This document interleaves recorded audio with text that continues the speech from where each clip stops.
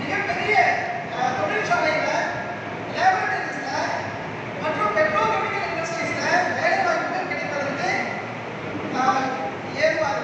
அதாவது பயோகெமிஸ்ட்ரி என்ன சொல்லுவாங்க, நம்ம பாடி சேர்த்துக்கா 10வது வருஷம் பிறகு எடுக்கலாம்.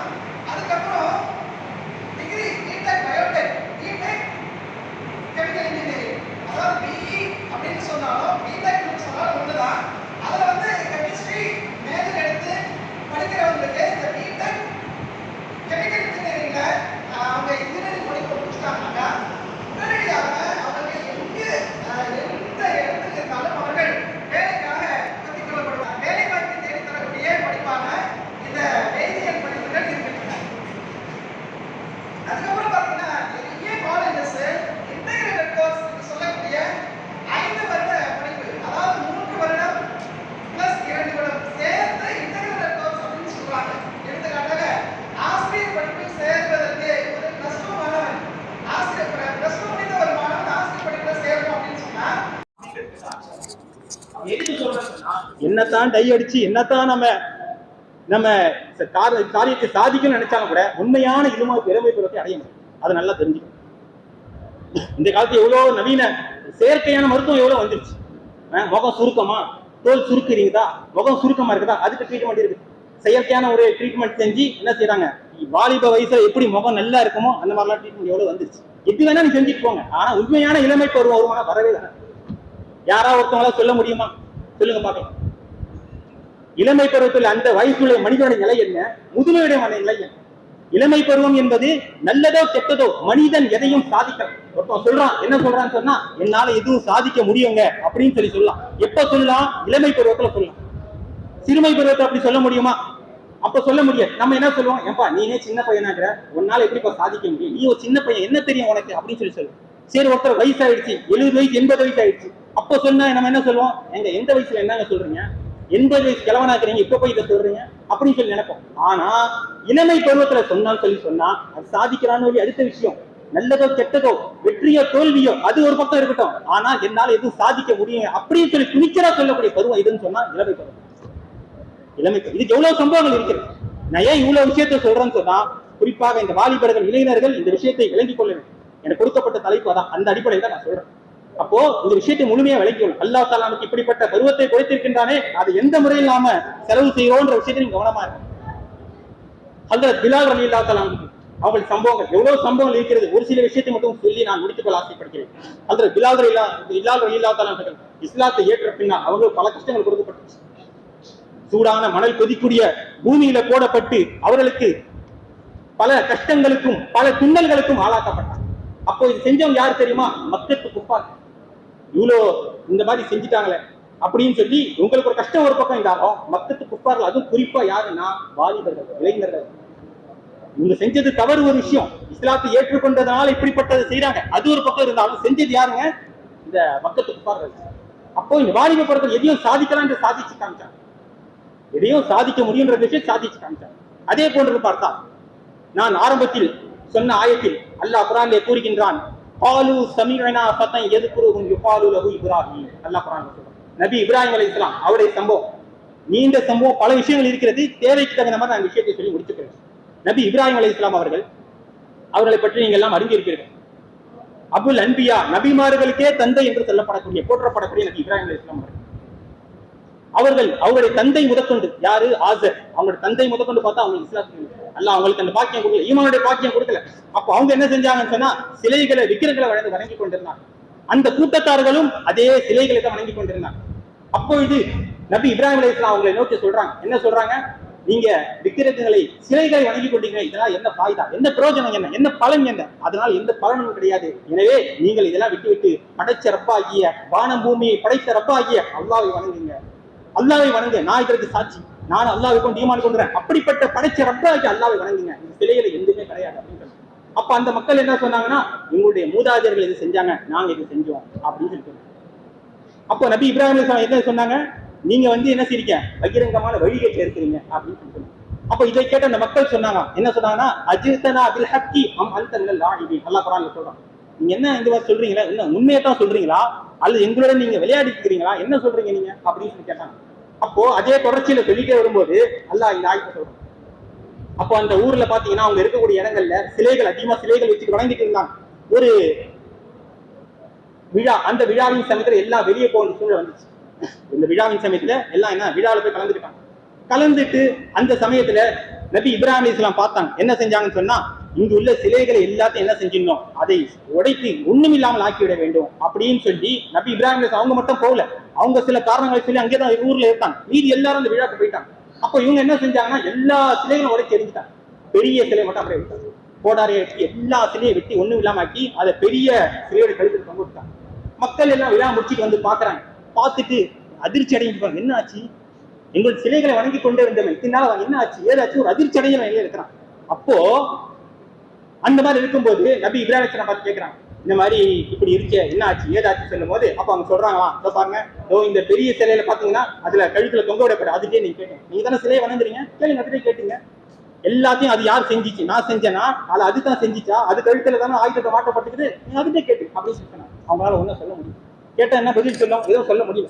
அப்போதான் அந்த கூட்டத்துல சொன்னாங்க. அப்பதான் இந்த ஆயத்துல வருது. ஆயத்துல சொன்ன தெரியுங்களா, அந்த ஆயத்து வருது. அந்த கூட்டத்துல ஒருத்தர் சொல்ற என்ன சொன்னா, பாலு சமீனா பார்த்தா எதுக்குருகும் பாலு அப்படிங்கிறாங்க. இந்த ஆயத்துல சொல்றாங்க. என்ன சொல்றான்னா, அந்த கூட்டத்துல ஒருத்தவங்க சொன்னாங்களாம், இது செஞ்சது யாரா தெரியுமா இருக்க முடியும், ஒரு நபருக்கு யார் இதை பத்தி அடிக்கடி சொல்லிக்கிட்டே இருப்பார், சிலையை வணங்காதீங்க இது அதுன்னு சொல்லிக்கிட்டே இருப்பார் தெரியுமா, அவரு தான் இதை செஞ்சிருக்கணும். அவருடைய பேர் என்ன தெரியுமா, யுபாலு அது இப்ராஹிம், அவருக்கு இப்ராஹிம் என்று பேர் தெரியும். கண்ணியமிக்கவர்களே, எதுக்கு இந்த விஷயத்தை சொல்றேன்னா, வாலிபர்கள் கவனிக்கணும் கவனமா. இந்த ஆயத்துல அல்லாஹ் என்ன சொல்றான்னா, பாலு சமீனா ஃபத்தன் என்ற வார்த்தையை சொல்றான். ஃபத்தா என்று சொன்னால் இளைஞர், வாலிபர் என்ற. அல்லாஹ் நபி யார சொல்றான், இப்ராஹிம் அலைஹிஸ்ஸலாம் பார்த்து சொல்றான். ஃபத்தா அல்லாஹ் சொல்ற வார்த்தை. பாலு சமீனா ஃபத்தை, ஒரு வாலிபர் இருக்கிறாரு, அந்த வாலிபர் இந்த விஷயத்தை செய்ததான் கேள்விப்பட்டோம், எனவே அவருடைய பேர் என்ன, இப்ராஹிம் அப்படின்னு. அப்போ இந்த இப்ராஹிம் அலைஹிஸ்ஸலாம் அவர்களால இந்த வாலிப வயதுல இளமை பருவத்துல நல்லதையும் செய்துட்டாங்க. அல்லாஹ் விஷயத்துல, ஈமானுடைய விஷயத்துல, இறை நம்பிக்கையின் விஷயத்துல அவர்கள் நல்ல உறுதியாக இருந்தாங்க. ரொம்ப அந்த விஷயத்துல ரொம்ப ஒரு உறுதியாக இருந்து நல்ல ஒரு பிடிமானமாக இருந்தாங்க. அதான் அபுல் அன்பியா, நபிமார்களுக்கே அவர்கள் தந்தை என்று போற்றப்படும் அளவுக்கு இருந்தாங்க. அப்ப எதுக்கு இந்த விஷயத்தை சொல்றேன்னா, இளமை பருவத்துல நல்லதையும் சாதிக்கலாம், கெட்டதையும் சாதிக்கலாம், எதை வேணா சாதிக்கக்கூடிய ஒரு இந்த பருவம் தான் இளமை பருவம் என்பது. ஆகவே கண்ணியமிக்க பெரியவர்களே, வாலிபர்களே, இந்த இளமை பருவத்தை நம்ம சாதாரணமாக இடைப்பட்டு விடக்கூடாது. எவ்வளவு சம்பவங்கள் இருக்கின்றது, எவ்வளவு சம்பவங்கள். சுருக்கமா சொல்ல போனா, அதாவது இந்த இளமை பருவத்துல இந்த குறிப்பா இந்த வாலிபத்தை நான் வேண்டிக் கொண்ட விஷயம் என்னன்னு சொல்லி சொன்னா, தீன் அஹ்லாக், இந்த ரெண்டு படிங்க, நல்லா படிங்க, மார்க்கம் படிங்க. முன்னாடியே ஆசிரியர்கள் பேசுறாங்க, படிப்பை பத்தி சொன்னாங்க, அதுவும் தேவைதான். ரசூல் ஸல்லல்லாஹு அலைஹி வஸல்லம் சொன்னார்கள் அல்லவா, உத்லுபுல் இல்ம வலவ் பிஸீன், சீனா தேசத்திற்கு சென்றாலும் நீங்கள் இல்மை கற்றுக்கொள்ளுங்கன்னு சொல்லி சொன்னாங்க. காரணம் என்னன்னு சொன்னா, அங்க உலக கல்வி அதை முக்கியத்துவம் கொடுத்து சொன்னாங்க. அதுக்கு மார்க்க கல்வி தான் கற்கணும், உலக கல்வி கற்கக்கூடாது அப்படின்னு மார்க்கம் சொல்லல. அப்போ உலக கல்வி முக்கியத்துவம் வச்சுதான் சொன்னாங்க, அங்க சென்றாலும் நீங்க இல்மை கற்றுக்கொள்ளுங்கன்னு சொல்லி சொன்னாங்க. அப்போ நீங்க படிக்க வேண்டியதுதான், படிச்சு நல்ல ஒரு துறைக்கு வாங்க, நல்ல நிலைக்கு வாங்க, சமுதாயத்துக்கு சேவை செய்யக்கூட வாங்க, ரொம்ப சந்தோஷம் தான். இருந்தாலும் கூட என்னத்தான் நாம் படித்தாலும் கொண்டாலும் தீன் அஹ்லாக் இந்த விஷயத்துல நம்ம பின்வாங்கிறோம். கடைசி வரைக்கும் சரி, இந்த தீன் அஹ்லாக்ல வாலிபர்களே மீண்டும் மீண்டும் சொல்கிறேன், தயவுசெய்து வலியுறுத்தி சொல்கிறேன், தீன் அஹ்லாக் விஷயத்துல பிடிபானமா இருக்கு. சஹாபாக்கள், ரசூல் ஸல்லல்லாஹு அலைஹி வஸல்லம் வாழ்ந்த தோழர்கள் எல்லாம், வாலிபர்கள் எல்லாம் தீன் அஹ்லாக் நல்ல சிரமம் தான். மாலியத்து, பொருள் காசு செல்வம் இருக்குதோ இல்லையோ, காசு பணங்கள் இருக்குதோ இல்லையோ, தீன் அஹ்லாக் நல்லா பிடிமானமா இருக்கு. எவ்வளவு சம்பவங்கள் இருக்குது. ஒரு சில சம்பவத்தை சொல்லி நான் முடிச்சுட்டேன். இன்றைய காலத்துல பாத்தீங்கன்னா, ஒரு வாலிபர் வந்தாருனாலே போதும், ஒரு இளைஞர் வந்தாலே பார்த்தா பெரிய ஒரு லட்சம் கணக்கில் பணம் வர மாதிரி, பெரிய பேங்க்ல ஒரு பணம் எடுத்துட்டு வந்தா எப்படி இருக்கும் அந்த மாதிரி. காரணம் என்னன்னு சொல்லி சொன்னா, ஏன்னா இன்றைய காலத்துல நிலைகள் அப்படி இருக்கு, அதை வச்சு நான் சொல்றேன். எல்லாரும் சொல்லி சொல்ல குறிப்பிட்ட சில இடங்கள்ல இந்த மாதிரி வாலிபரோட நிலைகள் இப்படி இருக்கு. அவருடைய பாத்தீங்கன்னா, அவர் வரக்கூடிய வண்டி, டூ வீலரு, அதோட மதிப்பு என்ன, போட்டுக்கூடிய ட்ரெஸ் என்ன, செல்போன் அதோட மதிப்பு என்ன, பிரேஸ்லெட் அதோட மதிப்பு என்ன, வாட்ச் போட்டுக்கிற அதோட மதிப்பு என்ன, பார்த்தா எதிரோ லட்சம் கணக்கில் இருக்கும். பார்த்தா ஒரு லட்சமே வர மாதிரி இருக்கும், பெரிய ஒரு பணமே கோடீஸ்வரே வராங்க அந்த மாதிரி இருக்கும். ஏன்னா இப்போ உள்ள காலகட்டம் அந்த அளவுக்கு இருக்குது. ஆனா சஹாபாக்கள் காலத்துல பாத்தீங்கன்னா எந்த மாலியத்து, எந்த பணமும் இல்லை. அவங்க தெரிஞ்சது என்ன, தீன் அஹ்லாக், ரெண்டு தான் இருந்துச்சு. ஒரு சஹாபி ஹஜ்ரத் ஜுலைபிப் ரலியல்லாஹு தஆலா அன்ஹு என்ற ஒரு சஹாபி, ஹஜ்ரத் ஜுலைபிப் ரலியல்லாஹு தஆலா என்ற ஒரு சஹாபி. அந்த சஹாபி அவங்களுக்கு வயசாயிட்டே போகுது, வாலிப வயசுல அவங்களுக்கு என்ன திருமணத்துக்கு வேண்டி ஜோடியை பாக்குறாங்க, கிடைக்கல. திருமணம் தாண்டி ஜோடியை பாருங்க கிடைக்கல, ரொம்ப நாள் ஆகிட்டே போகுது. ஆனா அவங்க வந்து பல மஜ்லிஸ்ல கலந்துக்கிறாங்க, திருமண நிக்காஹ் மஜ்லிஸ்ல கலந்துக்கிறாங்க. ஆனா அவங்களுக்கு திருமணத்திற்கு உண்டான வாய்ப்பு கிடைக்கும், யாரும் பொண்ணு கொடுக்க மாட்டாங்க. காரணம் என்னன்னா வரலாறுல சொல்லப்படுது ஹபஷி, அதாவது அவங்க நீக்கிறோம் கருப்பு, இவருக்கு எப்படி நான் பொண்ணு கொடுப்பது அப்படின்னு சொல்லி எல்லாம் யோசிக்கிறாங்க. அப்போ ஒரு தடவை அந்த ஜுலைபீப் ரலியல்லாஹு அன்ஹு என்ற சஹாபியை என்ன செய்யறாங்க, ரசூலுல்லாஹ் நோக்குறாங்க. வந்து அவங்க ஒரு நோக்கத்துல கேட்கறாங்க. எந்த நோக்கத்துல கேட்கறாங்கன்னா, எனக்கு உலகத்துல தான் திருமணம் ஆகல, அல்லாஹ் தஆலா ஜன்னத்துல் ஃபிர்தௌஸ், அதாவது சொர்க்கத்துல அல்லாஹ் தஆலா சொர்க்கத்துல ஹூரையின் வச்சுக்கிறாங்க திருமணம், அங்கேயாவது எனக்கு திருமணம் நடக்குமா, அல்லாஹ் அங்கேயாவது எனக்கு ஒரு ஜோடி ஏற்படுத்தி கொடுப்பானா அப்படின்ற நியத்துல ரசூலுல்லாஹி ஸல்லல்லாஹு அலைஹி வஸல்லம் அன்னைக்கு கேட்கறாங்க, யா ரசூலல்லாஹ் ஸல்லல்லாஹு அலைஹி வஸல்லம், எனக்கு ஏதாவது யாரும் பெண் கொடுப்பாங்களா, எனக்கு திருமணம் நடக்குமா அப்படின்ற மாதிரி கேட்க. இவங்க சொல்ற நோக்கம் அந்த நோக்கத்தை சொல்றேன், எனக்கு ஏதாவது நிக்காஹ் நடக்குமா அப்படின்னு சொல்லி. அப்போ ரசூலுல்லாஹி ஸல்லல்லாஹு அலைஹி வஸல்லம் சொன்னாங்களா, சரி உங்கள்கிட்ட மஹ்ர் திருமணத்துக்கு நான் பொறுப்பேற்றுக்கிறேன், யாரும் கொடுக்க மாட்டாங்களா, சரி நான் அதுக்கு பொறுப்பேற்றுக்கிறேன், மகனுக்கு ஏதாவது ஒரு பணம் இருக்குதா அப்படின்னு கேட்டாங்க. அவங்க சொன்னாங்களா, இல்ல என்கிட்ட எதுவுமே கிடையாது அப்படின்னு, என்கிட்ட மகனுக்கு உண்டான எந்த பணமும் இல்லை அப்படின்னு சொன்னாங்க. அப்போ ரசூல் ஸல்லல்லாஹு அலைஹி வஸல்லம் சொன்னாங்களா, சரி நான் ஒரு இடத்த நான் சொல்றேன், நீங்க அங்க போய் சொல்லுங்க, என் பேரை சொல்லி சொல்லுங்க, ரசூலுல்லாஹி ஸல்லல்லாஹு அலைஹி வஸல்லம் அனுப்பிச்சு வச்சாங்கன்னு சொல்லி சொல்லுங்க அப்படின்னு சொல்லி ஒரு இடத்தை அறிமுகப்படுத்தி காட்டுறாங்க. இந்த ஜுலைபீப் ரலியல்லாஹு அன்ஹு சஹாபி அந்த இடத்துக்கு போறாங்க. போய் அவங்க பெண்ணுடைய பெற்றோர்கிட்ட பேசுறாங்க. அந்த பெண்மணி வீட்டுக்குள்ளே இருக்கு, இவங்க அவங்களை பார்க்கல, அவங்களும் இவங்களை பார்க்கல. பெற்றோரோட பேச்சுவார்த்தை நடக்குது, யார் அனுப்பிச்சா என்ன ஏதுன்ற பேச்சுவார்த்தை நடக்குது. பேசிட்டே இருக்கும் போது அவங்க சொல்றாங்க, அந்த ஜுலைபீப் ரலியல்லாஹு அன்ஹு சொல்றாங்க, என்ன சொல்றாங்கன்னா, ரசூலுல்லாஹி ஸல்லல்லாஹு அலைஹி வஸல்லம் அனுப்பிச்சு வச்சாங்க அப்படின்னு சொன்னாங்க.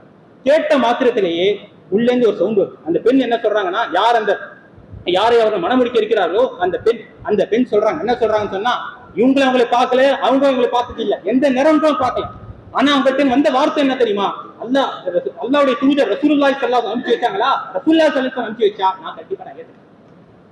ஏன்னா அல்லாஹ் குர்ஆன்ல சொல்கின்றான், மா கான லில் முஃமினின் வலா முஃமினத்தின் இதா ஸல்லல்லாஹு வ ரசூலுஹு அம்ரன் ஐ யகூன லஹுல் ஹியரத்து மின் அம்ரிஹிம், அல்லாஹ்வும் ரசூலும் ஒரு விஷயத்தை முடிவு செஞ்சிட்டாங்கன்னா, தீர்மானிச்சிட்டாங்க சொன்னா அதுல எந்த விதமான மாற்று கருத்துக்கும் வாய்ப்பு எதுவும் செய்ய முடியாது, எனவே நான் மனப்பூர்வமா ஏத்துக்கிறேன் சொல்லி. அப்ப காரணம் என்னன்னு சொல்லி சொன்னா, அந்த அளவுக்கு அவங்கள்ட்ட தீனும் அக்லாக்கும் இருந்துச்சு. அதுதான் செல்வத்தை பார்க்கல, தீன் அக்லாக் இருந்த காரணத்தினால அவர்கள் மதீனால சிறந்த ஜோடிகளாக வாழ்ந்தார்கள் என்பதால் வரலாறு இருக்கின்றன. இதே போன்று எவ்வளவு சஹாபாக்கள் இருக்கின்றன, எத்தனையோ வரலாறுகள் இருக்கின்றன, எவ்வளவு சஹாபாக்கள். அதே போன்று பார்த்தால் இன்னொரு சஹாபி சொல்லப்படுகிறது, அதாவது ஹாரிஸத் இப்னு சுராகா என்ற ஒரு சஹாபி. ஹாரிஸத் இப்னு சுராகா என்ற ஒரு சஹாபி. இந்த ஹாரிஸத் இப்னு சுராகா என்ற சஹாபி பாத்தீங்கன்னா, அவங்களுக்கு என்னன்னா, அவங்களுக்கும் தீன் அக்லாக் இருந்துச்சு. அவங்களுக்கு என்னன்னா, நம்ம அல்லாஹ்வுடைய பாதையில நம்ம நேரங்களை கழித்து அல்லாஹ்வுக்காக வேண்டியே நம்மளை அர்ப்பணித்து நாம என்ன செய்யணும், இந்த உலகத்துக்கு பிரியணும் அப்படின்னு அவங்களுடைய நோக்கம். அந்த அடிப்படையில அவங்களுடைய வாழ்க்கை இதே மாதிரி தான், திருமணம் ஆகாமலே போய்கொண்டே இருக்கிறது, திருமணமே நடைபெறாமலே என்ன செய்து அவங்களுடைய வாழ்க்கை என்ன செய்து போய்கொண்டே இருக்கிறது. அப்போ அந்த சமயத்துல என்ன செஞ்சாங்கன்னு சொல்லி சொன்னா, அப்போ ரசூலுல்லாஹி ஸல்லல்லாஹு அலைஹி வஸல்லம் அவங்க வேற ஒரு விஷயத்தை சொல்றாங்க. என்ன சொல்றாங்கன்னா, இது நான் சொல்லக்கூடிய விஷயம் கற்பனை கதை அல்ல, புகாரி ஷரீஃப்ல இடம்பெற்றிருக்கு. புகாரி ஷரீஃப்ல 2ஆம் பகுதி 2ஆம் பாகத்துல இந்த ஹதீஸ் வருது. என்ன வருதுன்னு சொல்லி, பத்ர் போர்லையும் கலந்துக்கிறாங்க. அப்போ ரசூல் ஸல்லல்லாஹு அலைஹி வஸல்லம் அனுமதி சொல்றாங்க. என்ன சொல்றாங்கன்னா, நாளைக்கு பத்ர் போர் நடக்க இருக்குது, அதனால நீங்க வந்து என்ன செஞ்சீங்க, எல்லாம் நீங்க கலந்துக்கிறது பாருங்க. அப்போ அவங்களுடைய தாயார் என்ன நினைச்சுக்கிறாங்க, ஒரு வயசாகிட்டே போத, இன்னும் திருமணம் நடக்கலையே அப்படின்னு சொல்லி அவங்க பாக்குறாங்க. அப்போ இவங்க ஒரு விஷயம் சொல்லணும்னு எதிர்பார்க்கறாங்க, யார்கிட்ட, மகனார்ட்ட. மகன் தாயார்ட்ட ஒரு விஷயம் சொல்லணும்னு பாக்குறாங்க. என்ன சொல்றாருன்னா, இந்த மாதிரி ஒரு செய்தி, நான் இந்த மாதிரி ரசூல் ஸல்லல்லாஹு சொல்லியிருக்காங்க, பத்ர் போர்ல கலந்துக்கணும்னு சொல்லி ஆசைப்படுறேன் அப்படின்னு சொல்லி இவங்க ஒரு செய்தியை சொல்லணும் எதிர்பார்க்கறாங்க, அவங்க ஒரு செய்தியை சொல்லணும் எதிர்பார்க்கறாங்க. ஆக இப்படியே இருந்து கொண்டிருக்கும் போது வீட்டுக்கு வராங்க. வந்த உடனே அந்த பிள்ளையோட விஷயத்தை கேட்கறாங்க, என்னப்பா செய்தி, என்ன செய்தி சொல்லு அப்படின்றாங்க. அப்ப சொல்லும் போது அவர் சொல்றாரு, இந்த மாதிரி என்ன சொல்றாங்கன்னா, ரசூல் ஸல்லல்லாஹு அலைஹி வஸல்லம் சொல்லியிருக்காங்க, இந்த மாதிரி பத்ர் போர்ல நாளைக்கு நடைபெற இருக்குது, கலந்துக்க சொல்லிக்கிறாங்க அப்படின்னு சொல்லி சொன்னாங்க. அப்போ அப்படியா, நான் உனக்கு வேற ஒரு செய்தியை சொல்லான்னு இருந்தேன், நீ இப்படி சொல்றீங்க, சரி சந்தோஷம், ஓ நீ ஆசைப்படுற, அல்லாஹ்வுடைய பாதையில போய் ஷஹீதாவும் ஆசைப்படுற, எனவே தாராளமா போ அப்படின்னு சொல்லி அனுமதி கொடுத்தாங்க. நடந்த விஷயத்தை கவனி. அப்போ என்ன செஞ்சாங்கன்னா, இவங்க அனுமதி வாங்கிட்டு போயிட்டாங்க. போயிட்டு அந்த இடத்துக்கு போயிட்டாங்க. அதுக்கு பிறகு பார்த்தா ரசூலுல்லாஹி ஸல்லல்லாஹு அலைஹி வஸல்லம் நாளை பத்ர் போர் நடக்குதுன்னா அதுக்கு ஒரு நாளுக்கு முன்பாக அங்க கிணறு இருக்குது, கிணறு, அந்த கிணத்துக்கு தண்ணி எடுப்பதற்காக வேண்டி ஒருத்தவங்க பொறுப்பு வச்சுட்டாங்க. யாரும் வராம பார்த்து, நைட் நேரம், நாளைக்கு பத்ர் போர் இருக்குது, தண்ணி தேவைப்படும், யாரும் அவங்க ஏதோ செஞ்சிட போறாங்க, அநியாயக்காரங்க அக்கிரமத்துக்காரங்க ஏதோ செஞ்சிட போறாங்க, நீங்க இதுல பாதுகாப்பா இருந்தேன்னு சொல்லி வேறொருத்தோட என்ன செஞ்சுட்டாங்க, அங்க நிர்ணயிச்சிட்டாங்க, நீங்க பாத்துங்க, கவனமா பாத்துங்க, நாளைக்கு பத்ர் போர் நடக்குன்னு சொல்லி. இந்த சமயத்துல என்ன செய்யறாங்கன்னு சொல்லி சொன்னா, ஹாரிஸ் இப்னு வராகான்ற சாபி வராங்க. எப்போ, நைட் டைம், அவங்க தண்ணி தாகத்துல வராங்க. எங்க தண்ணி இருக்குமா, எங்கேயாவது கிணறு இருக்குமா, தண்ணி எடுத்து கொடுக்கலாமேன்ற ஒரு தாகத்தோட வராங்க.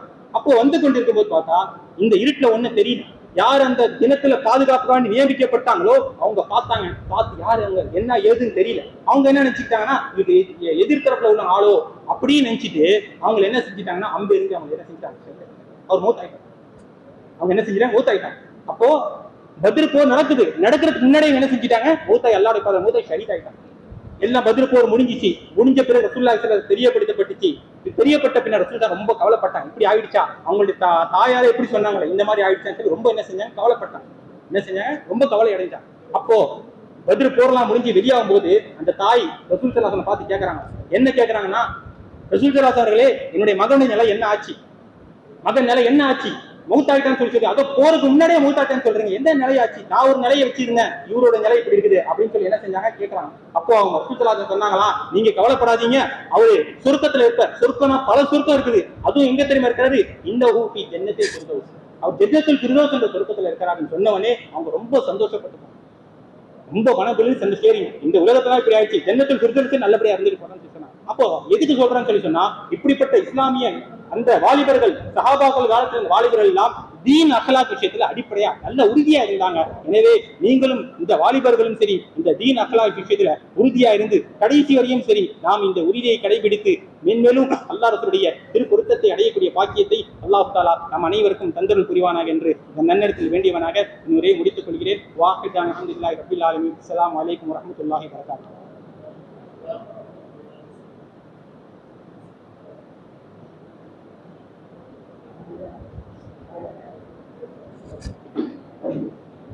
جزاكم الله خيرا كثيرا.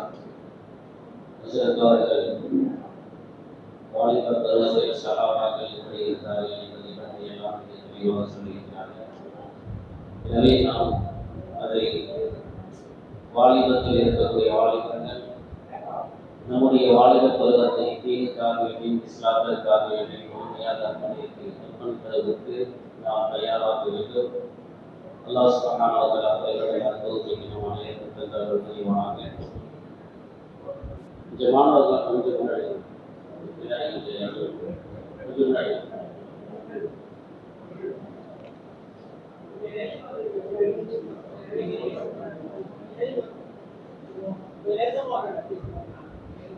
பின்னாடி வர்றவங்களுக்கு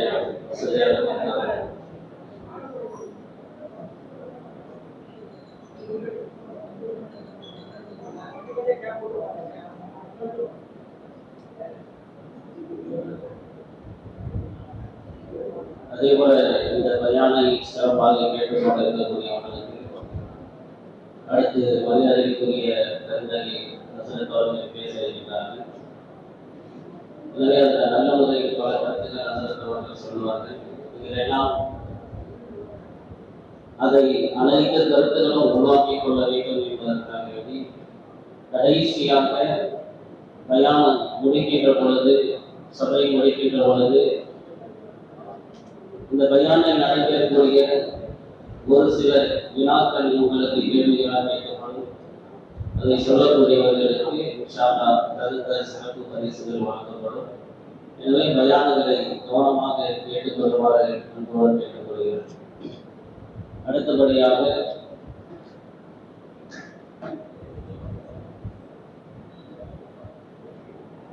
மரியாதைக்குரிய ஹசரத் அவர்கள் மௌலானா மௌலவி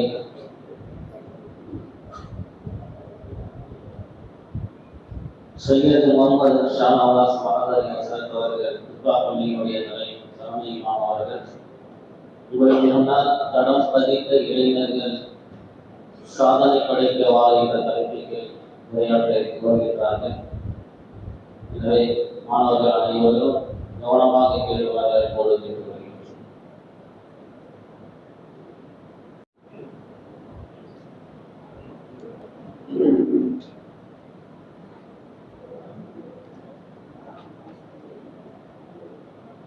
Alhamdulillah. Wassalatu wassalamu ala sayyidil anbiya'i wa ashrafil mursalin wa ala alihi tayyibin wa ashabihi tahirin. Amma ba'd. Faqad qala Allah ta'ala fi mahkamil tanzil wa fil furqanil hamid. A'udzu billahi minasy syaithanir rajim. بسم الله الرحمن الرحيم لقد كان لكم في رسول الله أسوة حسنة صدق الله العلي العظيم وصدق رسوله النبي الكريم قال النبي صلى الله عليه وسلم من ورائكم أيام الصبر التمسك فيهن. கண்ணியத்திற்கும் மரியாதைக்கும் உரிய இஸ்லாமிய பெரியவர்களே, அவருடைய சுன்னத்துகளை நடைமுறைகளை அவர்கள் விட்டு கொடுத்ததில்லை. கால சிதைவுகள் அவர்களை மாற்றிவிடவில்லை. நலம் பெருமானார் ஸல்லல்லாஹு அலைஹி வஸல்லம் அவர்கள் எளிமையாக இருந்த பொழுதும் வயிற்றில் கையில் கட்டி கொண்டிருந்தார்கள். ஆனால் அசுரபலத்தோடு நலம் பெருமானார் ஸல்லல்லாஹு அலைஹி வஸல்லம் அவர்கள் எழுந்து நின்றால் அரபுலகம் எழுந்து நிற்குமே. அப்படிப்பட்ட மாட்சிமிக்க ஆட்சிக்கு வந்த பொழுதும் கூட பெருமானார் ஸல்லல்லாஹு அலைஹி வஸல்லம் அவர்கள் மரணிக்கும் பொழுது ஒரு 16 படி கோதுமைக்காக அவருடைய கவச உடை அடகு வைக்கப்பட்டிருந்தது என்றால் எந்த பணம் குமிந்தாலும் கூட பெருமானார் ஸல்லல்லாஹு அலைஹி வஸல்லம் அவர்கள் தன்னை மாற்றிக்கொள்ளவில்லை, எளிமையாக வாழ்ந்தார்கள். அண்ணலும் பெருமானார் ஸல்லல்லாஹு அலைஹி வஸல்லம் அவர்களுடைய காட்டி தந்த வழியை பின்பற்ற வேண்டும், அதற்கு அழகிய முன்மாதிரி இருக்கின்றது என்று நமக்கு சொல்லப்பட்டிருக்கின்றது. இங்கே காணுகின்றேன், இடது கையால் சிலர் அருந்துகின்றார்கள், சிலர் பெருமானாரின் முன்மாதிரி இல்லாமல் கையில் வெள்ளி வளையங்களையும் சங்கிலிகளையும் மாற்றிக் கொண்டிருக்கிறார்கள். இது யார் நமக்கு கற்றுத்தந்த கலாச்சாரம்? அபூபக்கர் பாக்கில்லானி அவர்களை, அதற்கு பின்னால் உள்ள ஹலீஃபாக்கள் வந்தவர்கள், அவர்கள் ரோமபுரிக்கு தூதராக அனுப்புகின்றார்கள். அவர்கள் அரசு பதவியர்கள். அவர் ஒரு ஹதீஸ்கலை வல்லுனர், இளைஞர், ஒரு 20 வயது இளைஞர் தான் இதற்கு சரியானவர் என்று அபூபக்கர் பாக்கில்லானி அவர்களை ரோமபுரிக்கு தூதராக அனுப்பும் பொழுது வெளியிலே அவர்கள் அந்த அதிகாரிகளை பார்த்து பேசுகின்றார்கள். அரசரிடம் செய்தி சொல்லப்படுகின்றது. அரசர் சொன்னார், இந்த வரக்கூடியவர்கள் எனக்கு சஜதா செய்ய வேண்டும், எனக்கு கீழே விழுந்து மரியாதை செய்ய வேண்டும். அவரிடம் சொல்லப்பட்ட பொழுது, நான் அவ்வாறு செய்ய மாட்டேன். அரசருக்கு தெரிவிக்கப்பட்டது, தூதர்களை எதுவும் செய்ய முடியாது என்பதற்காக, இவரை எப்படியாவது வழிக்கு கொண்டு வர வேண்டும் என்பதற்காக மெயினான கதவுகளை அடைத்துவிட்டு தனியாக குனிந்தே வரும்படியான ஒரு வழியை ஏற்படுத்தி அந்த வழியாக அவர் வர வேண்டும். அவர் எனக்கு மரியாதை செய்யாவிட்டாலும் கூட அவர் குனிந்து வருவதே எனக்கு மரியாதை ஆகும் என்பதற்காக அரசர் இவ்வாறு திட்டமிட்டு ஒரு குறுகிய பாதையில் அபூபக்கர் பாக்கில்லானியை வரவ சொன்னார். அபூபக்கர் பாக்கில்லானி அவர்கள் அந்த சூழ்நிலையும் கூட அவரை நோக்கி குனியாமல் பின்புறமாக குனிந்து அவரை அவமானப்படுத்தினார் என்பதை பார்க்கின்றோம். எனவே சஹாபிகளும் தாபியீன்களும் எந்த நேரத்திலும் கூட தன்னுடைய கொள்கைகளை விட்டுக் கொடுக்காமல், பெருமானார் ஸல்லல்லாஹு அலைஹி வஸல்லம் அவர்களுடைய சுன்னத்தை விட்டுக் கொடுக்காமல் வாழ்ந்தார்கள். பெருமானார் ஸல்லல்லாஹு அலைஹி வஸல்லம் அவர்கள், உங்களுக்கு ஒரு காலம் வரும் என்று பல்வேறு ஹதீஸ்களை மாநபி ஸல்லல்லாஹு அலைஹி வஸல்லம் அவர்கள் நமக்கு கற்றுத் தந்திருக்கின்றார்கள். வட்டிக்கு வேறு சொல்வார்கள், போதையான பானத்திற்கு வேறு சொல்வார்கள். இப்படி ஒவ்வொரு பாவமான காரியத்திற்கும் வேறு பேர்கள் சொல்லி கொல்லைப்புறத்தின் வழியாக அவைகள் நமக்கு வந்து சேர்ந்து விடும் என்று பெருமானார் ஸல்லல்லாஹு அலைஹி வஸல்லம் அவர்கள் மற்றொரு ஹதீஸிலே கூறுகின்றார்கள், மின் வராயிக்கும் ஐயாமின் அஸ்ஸப்ரு தமஸ்ஸுகி ஃபீஹின்ன. அப்படி ஒரு காலத்தில் இந்த தீனிலே நிலைத்திருப்பது உள்ளங்கையில் நெருப்பு கங்கை வைத்திருப்பது போல, இந்த தீனிலே நிலைத்திருப்பு பொறுமையோடு நிலைத்திருப்பது உங்களில் 50 பேர் நீங்கள் நிலைத்திருப்பதை போல அந்த நன்மை அந்த காலத்தில் உள்ள ஒருவருக்கு கிடைக்கும் என்றார்கள். சஹாபிகள் 50 பேரினுடைய பொறுமை நாம் ஒருவருக்கு கிடைக்கும் என்ற சஹாபிகளுக்கு ஆச்சரியம். அவர்களில் 50 பேரா எங்களில் 50 பேரா என்று திருப்பி கேட்டார்கள் பெருமானார் ஸல்லல்லாஹு அலைஹி வஸல்லம். காலு பல் மின்கும், உங்களில் 50 பேருடைய நன்மை அவர்களுக்கு கிடைக்கும் என்றார். இப்ப சஹாபிகள் காரணம் கேட்டார்கள். ஏனென்றால் சஹாபிகள் உயர்ந்த அந்தத்தில் உள்ளவர்கள்.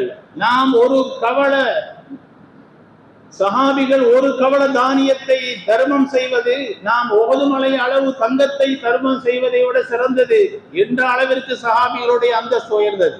அப்படி இருக்கும் பொழுது இந்த தீனிலே சபரோடு இருப்பது, சஹாபிகள் சபரோடு இருக்கக்கூடிய 50 பேருடைய நன்மை நமக்கு கிடைக்கும். ஏன் என்று கேட்ட பொழுது பெருமானார் ஸல்லல்லாஹு அலைஹி வஸல்லம் சொன்னார்கள், உங்களில் நன்மையை தூண்டக்கூடிய நபி உங்கள் முன்னால் இருக்கின்றார்கள். அவர்களுக்கு அருளப்பட்ட முஅ்ஜிஸாவை நீங்கள் கண்கூடாக பார்க்கின்றீர்கள், மலக்குமார்களை பார்க்கின்றீர்கள். நன்மையை தூண்டக்கூடிய விஷயங்கள் எல்லாம் ஒருவருக்கொருவர் பரிமாறிக்கொள்கின்றீர்கள். உமர் ரலியல்லாஹு தஆலா அன்ஹு அவர்கள் குத்தப்பட்டு அவர்கள் மரண தருவாயில் இருக்கும் பொழுது கூட ஒரு மனிதர் வந்து அவர்களை சந்திக்கும் பொழுது அந்த மரண விளிம்பில் கூட உமர் ரலியல்லாஹு தஆலா அன்ஹு அவர்கள் அந்த இளைஞரை பார்த்து, நீங்கள் ஆடையை கரண்டைக்கு கீழே ஒடுத்திருக்கின்றீர்கள், உயர்த்தி கட்டுங்கள் என்றார். இப்படி திரும்பிய பக்கம் எல்லாம் நன்மையை தூண்டக்கூடிய விஷயங்கள் இருக்கின்றன. ஆனால் அந்த காலத்தில் திரும்பிய பக்கம் எல்லாம் ஆபாசங்களும் அநியாயங்களும் தீமையை தூண்டக்கூடிய விஷயங்கள் நடக்கும். அந்த நேரத்தில் தீனில் நிலைத்திருப்பது சஹாபிகள் 50 பேர் பொறுமையோடு இருக்கக்கூடிய நன்மை கிடைக்கும் என்றார்கள். அந்த காலத்தில் தான் நாம் வாழ்கின்றோம். முதலிலே சினிமா பார்க்கக்கூடாது, சீரியல் பார்க்கக்கூடாது என்ற காலமெல்லாம் போய் இன்று ஆய்வில் ஒரு மனிதன் 9 மணி நேரம் இணையதளத்தில் அவனுடைய முதிர்ச்சிக்கு அப்பாற்பட்ட விஷயங்களை எல்லாம் அவன் தேடுகின்றான், துளாவுகின்றான் என்ற ஆராய்ச்சி நிறுவனம் நமக்கு தகவல் தெரிவிக்கின்றது. எனவே அவர்கள் கெட்டுப்போவதற்கு காரணமாக பெற்றோர்களும் இருக்கின்றார்கள் என்பதை நாம் பார்க்க வேண்டும். உமர் ரலியல்லாஹு தஆலா அன்ஹு அவர்களிடத்தில் ஒரு தந்தை வந்து முறையிட்டார், என்னுடைய மகன் என்னை மதிப்பதில்லை என்று குற்றம் சாட்டுகின்றார்கள். மகனை அழைத்து உமர் ரலியல்லாஹு தஆலா அன்ஹு கேட்கின்றார்கள். உமர் ரலியல்லாஹு தஆலாவிடம் அந்த மகன் திருப்பி கேட்கின்றான், ஒரு தந்தையின் கடமை என்ன?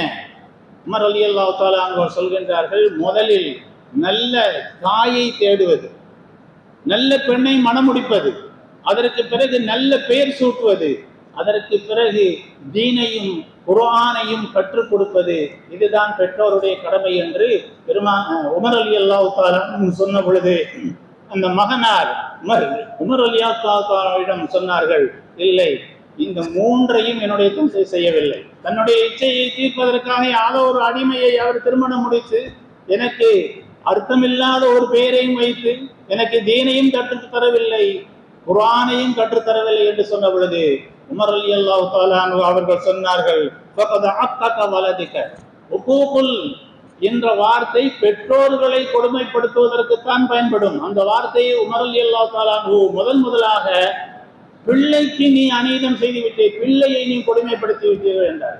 எனவே பிள்ளைகளுடைய வளர்ப்பில் பெற்றோர்களுடைய பங்கு மிக அலாதியானது. 7 வயது வரைக்கும் அவர்கள் பாவத்தின் பக்கம் விழுவதற்கு வாய்ப்பில்லாமல் இருப்பார்கள். 7 வயதிற்கு பிறகு அந்த பக்குவத்தை நாம் கொடுக்கும் பொழுது அதுக்கு அடுத்து 14 இருந்து 26வது வயது வரைக்கும் உமர் ரலியல்லாஹு தஆலா அன்ஹு அந்த பருவத்தை சொல்வார்கள். பனிப்பாறையில் பளிங்கு கிண்ணத்தில் சூடான வெந்நியை எடுத்து செல்வது போன்ற பருவம். அந்த நேரத்தில் எது விதைக்கப்படுதோ, நன்மை விதைக்கப்பட்டால் நன்மையின் பக்கம் விரைவார்கள், தீமை விதைக்கப்பட்டால் தீமையின் பக்கம் எது வேண்டுமானாலும் அந்த நேரத்திலே அவர்களுக்கு பிடித்துக் கொள்ளும். எனவே மஹ்ஷரிலே உன்னுடைய ஆயுளை எப்படி கழித்தாய் என்றாலே வாலிபம் அதில் அடங்கிவிடும். ஆனால் அல்லாஹ் ஜல்ல ஷானஹு தஆலா உன் ஆயுளை எப்படி கழித்தாய் என்ற கேள்விக்கு பின்பும் கூட உன் வாலிபத்தை எப்படி கழித்தாய் என்று அல்லாஹ் கேட்பான் என்றால் அதற்கு பிரத்யேகமான முக்கியத்துவம் இருக்கின்றது. அண்ணலம் பெருமானார் ஸல்லல்லாஹு அலைஹி வஸல்லம் அவர்கள் வாலிபர்களை எந்த அளவிற்கு முக்கியத்துவம் கொடுத்தார்கள், எப்படி பக்குவப்படுத்தினார்கள் என்பதை பார்க்கின்றோம். முஆத் இப்னு ஜபல் ரலியல்லாஹு அவர்களை யமன் தேசத்திற்கு கவர்னராக அனுப்பும் பொழுது அவர்களுக்கு 20 வயது. உஸாமா ரலியல்லாஹு தஆலா அவர்களை படை தளபதியாக அனுப்பிய பொழுதும் அவர்களுக்கு 20 வயதுதான். ஸைத் இப்னு சாபித் ரலியல்லாஹு தஆலா குர்ஆனை சேகரிக்கும் பொழுது அவர்களுக்கு 20 வயது. இப்படி இளைஞர்களை பெருமானார் ஸல்லல்லாஹு அலைஹி வஸல்லம் அவர்கள் நல்வழிப்படுத்திய விதமும் அவர்கள் அந்த இடத்தில் சிகரத்தை தொட்டதையும் குர்ஆனும் ஹதீஸும் நமக்கு சொல்கின்றது. இப்ராஹிம் அலைஹிஸ்ஸலாம் அவருடைய துஆவை, சக்கரியா அலைஹிஸ்ஸலாம் அவருடைய துஆவை குர்ஆன் பதிவு செய்கின்றது. எனக்கு பிள்ளையை தா என்று கேட்கவில்லை, ரப்பி ஹப்லி மினஸ் சாலிஹீன், சாலிஹான பிள்ளையை தா என்றார்கள். சக்கரியா அலைஹிஸ்ஸலாம் அவர்கள் துர்ரியத்தன் தய்யிபா, அழகான சந்ததியை தா, மனமான சந்ததியை தா, வஜஅல்ஹு ரப்பி ரலியா, நீ புரிந்து கொள்வாயே அப்படிப்பட்ட ஒரு பிச்சலத்தை தா என்று கேட்டார்கள். எனவே நமக்கு கண் குளிர்ச்சியாகவும் நல்லோர்களுக்கு முன்மாதிரியாகவும் இருக்க வேண்டும் என்றால் பிள்ளைகளினுடைய அதவுக்கும் அவருடைய ஒழுக்கத்திற்கும் முதலில் வித்திடுவது பெற்றோர்கள், அதற்கு பின் ஆசிரியர்கள், அதற்கு பின் நண்பர்கள். எனவே யாரோடு சேர்கின்றோம் அந்த கூட்டுத்தன்மை, அந்த நட்பு நம்மிடத்திலே ஒரு பாதிப்பை உண்டாக்கும். அஸ்ஸஹ்பத்து தஅத்துரு. எனவே நல்ல நண்பர்களை சேர்ந்து கொள்ளுங்கள். அண்ணலம் பெருமானார் ஸல்லல்லாஹு அலைஹி வஸல்லம் அவர்கள் கூறினார்கள், ஷாபுன் நஷஅ பில் இபாதத்தி, சோவனத்தின் அரசனுடைய நிழல் கிடைக்கக்கூடிய 7 பேர் கொண்ட கூட்டத்தில் ஒரு கூட்டம் இளமையில் இபாதத்தில் கழித்தவர்கள் என்று பிரத்யேகமாக அந்த இளமையை அல்லாஹு ஜல்லஷானு வ தஆலாவுடைய தூதர் நமக்கு கற்றுத் தருகின்றார்கள். அண்ணலம் பெருமானார் ஸல்லல்லாஹு அலைஹி வஸல்லம் அவர்கள் கூறினார்கள், லா யுமினு அஹதுக்கும் ஹத்தா யகூன ஹவாஹு தபஅன் லிமா ஜிது பிஹி. நம்மளுடைய விருப்பம் ஒன்று இருக்க, பெருமானார் ஸல்லல்லாஹு அலைஹி வஸல்லம் அவருடைய வழிகாட்டுதல் ஒன்று இருக்குமானால் நம்முடைய விருப்பத்தை தள்ளி வைத்துவிட்டு பெருமானார் ஸல்லல்லாஹு அலைஹி வஸல்லம் அவர்கள் கொண்டு வந்ததுதான் நமக்கு விருப்பமாக ஆகும் வரை நாம் உண்மையாக ஈமானாக முடியாது. எனவே நவீனங்கள் எவ்வளவு வேண்டுமானும் வரலாம், நவீனங்களை இஸ்லாம் வெறுக்கவில்லை. அதே சமயம் அது நமக்கு இஸ்லாத்தினுடைய கலாச்சாரத்தை விட்டும் இஸ்லாத்தினுடைய ஒழுக்கத்தை விட்டும் அது தூரமாக்கக்கூடியதாக அது ஆகிவிடக்கூடாது என்பதை அண்ணலம் பெருமானார் ஸல்லல்லாஹு அலைஹி வஸல்லம் அவர்கள் கூறினார்கள்.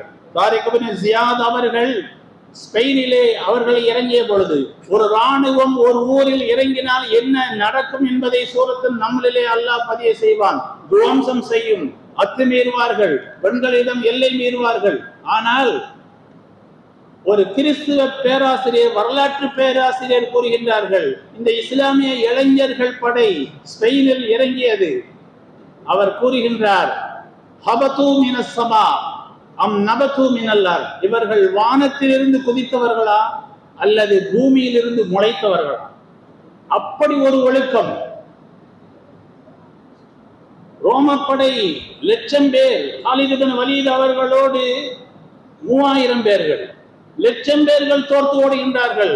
அரசர் ஆவேசப்படுகின்றார், ஆயுத பலம் நமக்கு அதிகம், ஆட்கள் பலம் அதிகம், ஏன் 3000 பேரிடம் 1,00,000 பேர் எப்படி தோற்றீர்கள் என்று அந்த தளபதிகளை மிரட்டும் பொழுது அங்கிருந்து ஒரு பெரியவர் கூறினார், அனுமதி கேட்டு, அரசரே நான் பதில் சொல்லவா என்று கேட்ட பொழுது அவர்கள் கூறினார்கள், அவர்கள் மது அருந்துவதில்லை, தவறான பெண்களிடம் போவதை அவர்கள் ஏறிட்டும் பார்ப்பதில்லை.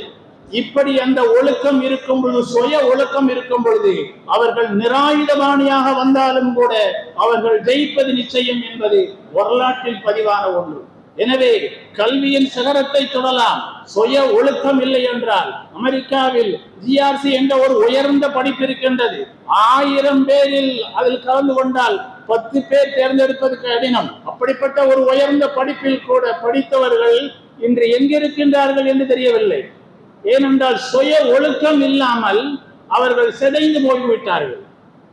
ஆய்வு சொல்கின்றது, ஆதாரத்தோடு பதியப்பட்ட ஒரு விஷயம்தான்.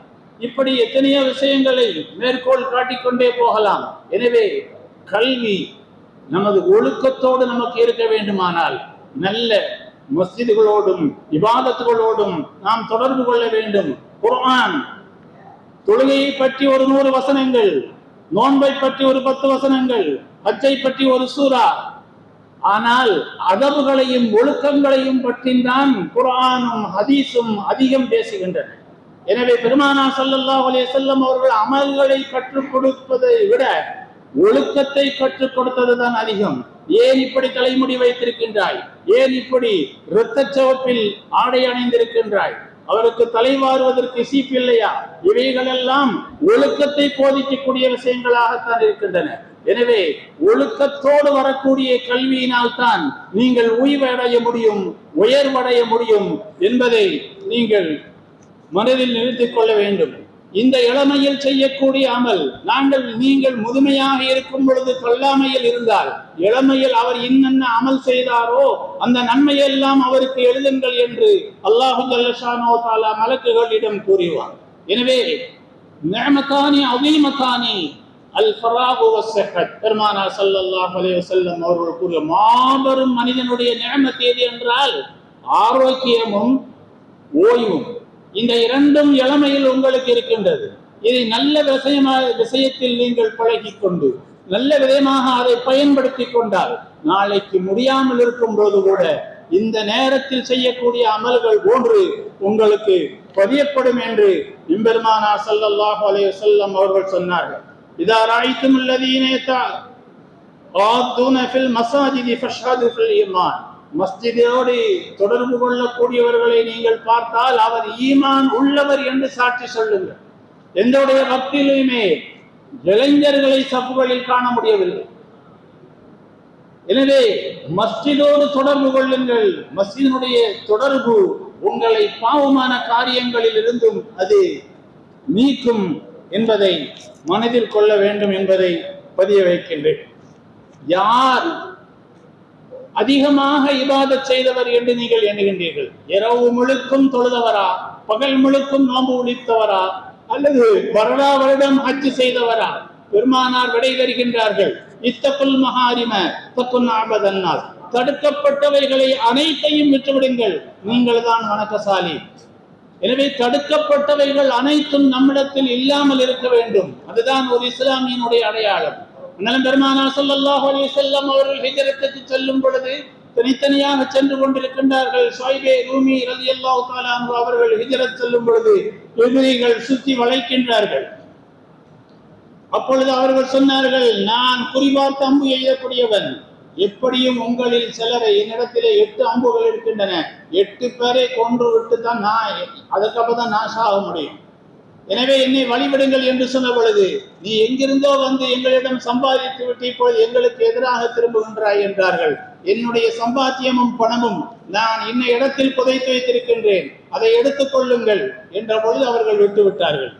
அவர்கள் சொன்ன இடத்தில் அவர்கள் தோண்டி பார்க்கும் பொழுது அவர்களிலே ஒருவர் சொல்கின்றார், அவர் தன்னை தப்பிப்பதற்காக அவர் பொய் சொல்லி இருக்கக்கூடும் என்று சொன்ன பொழுது அவர்களிலே சொன்னார்கள், மா கதப அஸ்ஹாபு முஹம்மத், முஹம்மதின் தோழர்கள் பொய் சொல்ல மாட்டார்கள். பெருமானார் ஸல்லல்லாஹு அலைஹி வஸல்லம் அவர்கள் தான் உண்மையாளராக இருந்தது மட்டுமல்ல, தன்னுடைய தோழர்களும் பொய் சொல்லாதவர்களாக, பிறமறைகளை ஏறிட்டு பார்க்காதவர்களாக பெருமானார் ஸல்லல்லாஹு அலைஹி வஸல்லம் உருவாக்கிய சமுதாயத்தின் தொடரிலே தான் நாம் இருக்கின்றோம். எனவே நாம் எங்கு இருக்கின்றோம்? வாலிபத்தை எப்படி கழித்தாய் என்றால் நீங்கள் என்ன பதில் சொல்வீர்கள்? நான் மொபைலை நோண்டிக் கொண்டிருந்தேன் என்று பதில் சொல்வீர்களா? எனவே நல்ல நட்புகளோடு இருந்து குர்ஆனோடு தொடர்பு கொள்ளுங்கள். குர்ஆனோடு தொடர்பு கொள்ளக்கூடிய எந்த ஒரு இளைய சமுதாயமும் வீண் போகாது என்று அண்ணலம் பெருமானார் ஸல்லல்லாஹு அலைஹி வஸல்லம் அவர்கள் கூறினார்கள். ஸ்பெயினை யுத்தம் செய்யலாமா, முஸ்லிம்களை கைப்பற்றலாமா என்று ஆய்வு நடத்திய பொழுது அங்குள்ள இளைஞர்கள் குர்ஆனோடு சம்பந்தப்பட்டிருப்பதை பார்த்து ஒற்றர்கள் தகவல் கொடுத்தார்கள், ஸ்பெயினை இப்பொழுது கைப்பற்ற முடியாது. 20 வருடம் கழித்து மீண்டும் ஆய்வு செய்த பொழுது இளைஞர்கள் குர்ஆனுடைய தொடர்பில் இல்லை, அவர்கள் ஸ்ரீலோலனாக மாறிவிட்டார்கள். எனவே இப்பொழுது கைப்பற்றலாம் என்றார்கள், அப்பொழுது கைப்பற்றப்பட்டது. எனவே இளைஞர்கள் இஸ்லாத்தின் தூண்மன் என்பதல்ல, உங்களை வைத்து சமுதாயமும் சீர் வர வேண்டும். பெருமானார் ஸல்லல்லாஹு அலைஹி வஸல்லம் அவர்கள் தான் இளைஞராக இருக்கும் பொழுதுதான் காபத்துல்லாஹ்விலே ஹஜருல் அஸ்வத் கல்லை பொருத்துவதற்கு மோத இருந்த அந்த கூட்டத்தை ஒற்றுமைப்படுத்தினார்கள். எனவே இளைஞர்கள் மற்றவர்களை ஒற்றுமைப்படுத்தக்கூடியவர்களாக இருப்பது வேண்டும். வாலிபர் எப்படி இருக்க வேண்டும் என்பதற்கும் பெருமானார் ஸல்லல்லாஹு அலைஹி வஸல்லம் அவர்கள் நமக்கு முன்மாதிரியாக இருந்தார்கள். ஒரு தகப்பன் எப்படி இருக்க வேண்டும் என்பதற்கும், ஒரு கணவன் எப்படி இருக்க வேண்டும் என்பதற்கும், நண்பர் எப்படி இருக்க வேண்டும் என்பதற்கும் அண்ணலம் பெருமானார் ஸல்லல்லாஹு அலைஹி வஸல்லம் அவர்கள் நமக்கு அழகிய முன்மாதிரியாக இருந்தார்கள். எனவே நாம் யாரை பின்பற்ற வேண்டும்? யாருடைய முன்மாதிரி? சத்திய சஹாபிகள். ஆமினு கமா ஆமனன் நாஸ், அந்த சஹாபிகள் ஈமான் கொண்டதை போல் ஈமான் கொள்ளுங்கள் என்பதுதானே அதற்கு அர்த்தம். அப்ப அந்த சஹாபிகள் பெருமானார் ஸல்லல்லாஹு அலைஹி வஸல்லம் அவருடைய சொல்லுக்கும் சமிக்ஞைகளுக்குமே சரணாகதி அடைந்தார்கள் என்பதை பார்க்கின்றோம். இப்னு மஸ்ஊத் ரலியல்லாஹு தஆலா அன்ஹு ரோட்டில் சென்று கொண்டிருப்பார்கள், மஸ்ஜிதிலே உள்ளவர்களை அமருங்கள் என்று சொன்னவுடன், அமருங்கள் என்ற வார்த்தையை கேட்டவுடன் இப்னு மஸ்ஊத் ரோட்டிலே அமர்ந்து விட்டார். ரசூலுடைய சொல்லுக்கு அப்படி கட்டுப்பட்டவர்கள் தான் சத்திய சஹாபிகள். எனவே நல்ல நண்பர்களை நாம் தேர்ந்தெடுத்து மஸ்ஜிதினோடும் குர்ஆனோடும் தொடர்பை ஏற்றுக்கொண்டு மார்க்க விஷயங்களை ஒரு விஷயத்தை கற்றுக்கொள்வது 1000 ரக்காத்துகளை தொழுவதை விட சிறந்தது என்று அண்ணலம் பெருமானார் ஸல்லல்லாஹு அலைஹி வஸல்லம் அவர்கள். வட்டி கூடாது என்று நீங்க ஒன்று தெரிந்தா நீங்க ஒரு விஷயத்தை கற்றுக்கொண்டு 1000 ரக்காத்தை தொழுத நன்மை. இப்படி 1000 முடிந்து விட்டது என்று மார்க்க கல்வி இல்லை. இப்னு முபாரக் ரலியல்லாஹு தஆலா அவர்கள் சொன்னார்கள், நான் 50 ஆண்டு காலம் கல்வியை தேடினேன், 30 ஆண்டு காலம் ஒழுக்கத்தை படித்தேன், 20 ஆண்டு காலம் கல்வியை படித்தேன் என்றார்கள். எனவே கல்வி எந்த அளவுக்கு இருக்கிறதோ அதை விடவும் அதவு நமக்கு முக்கியமாக இருக்க வேண்டும் என்பதை நினைவுறுத்தி அல்லாஹ் ஜல்ல ஷானஹு தஆலா நம்முடைய இளைஞர் சமுதாயத்தை இஸ்லாமிய ஒழுக்க விழுமியங்களோடு வாழ்வதற்கு அல்லாஹ் வழிவகுப்பானாக. வாஹித் தஅவானா அல்ஹம்துலில்லாஹி ரப்பில் ஆலமீன். அஸ்ஸலாமு அலைக்கும் வரஹ்மத்துல்லாஹி வபரகாத்துஹு.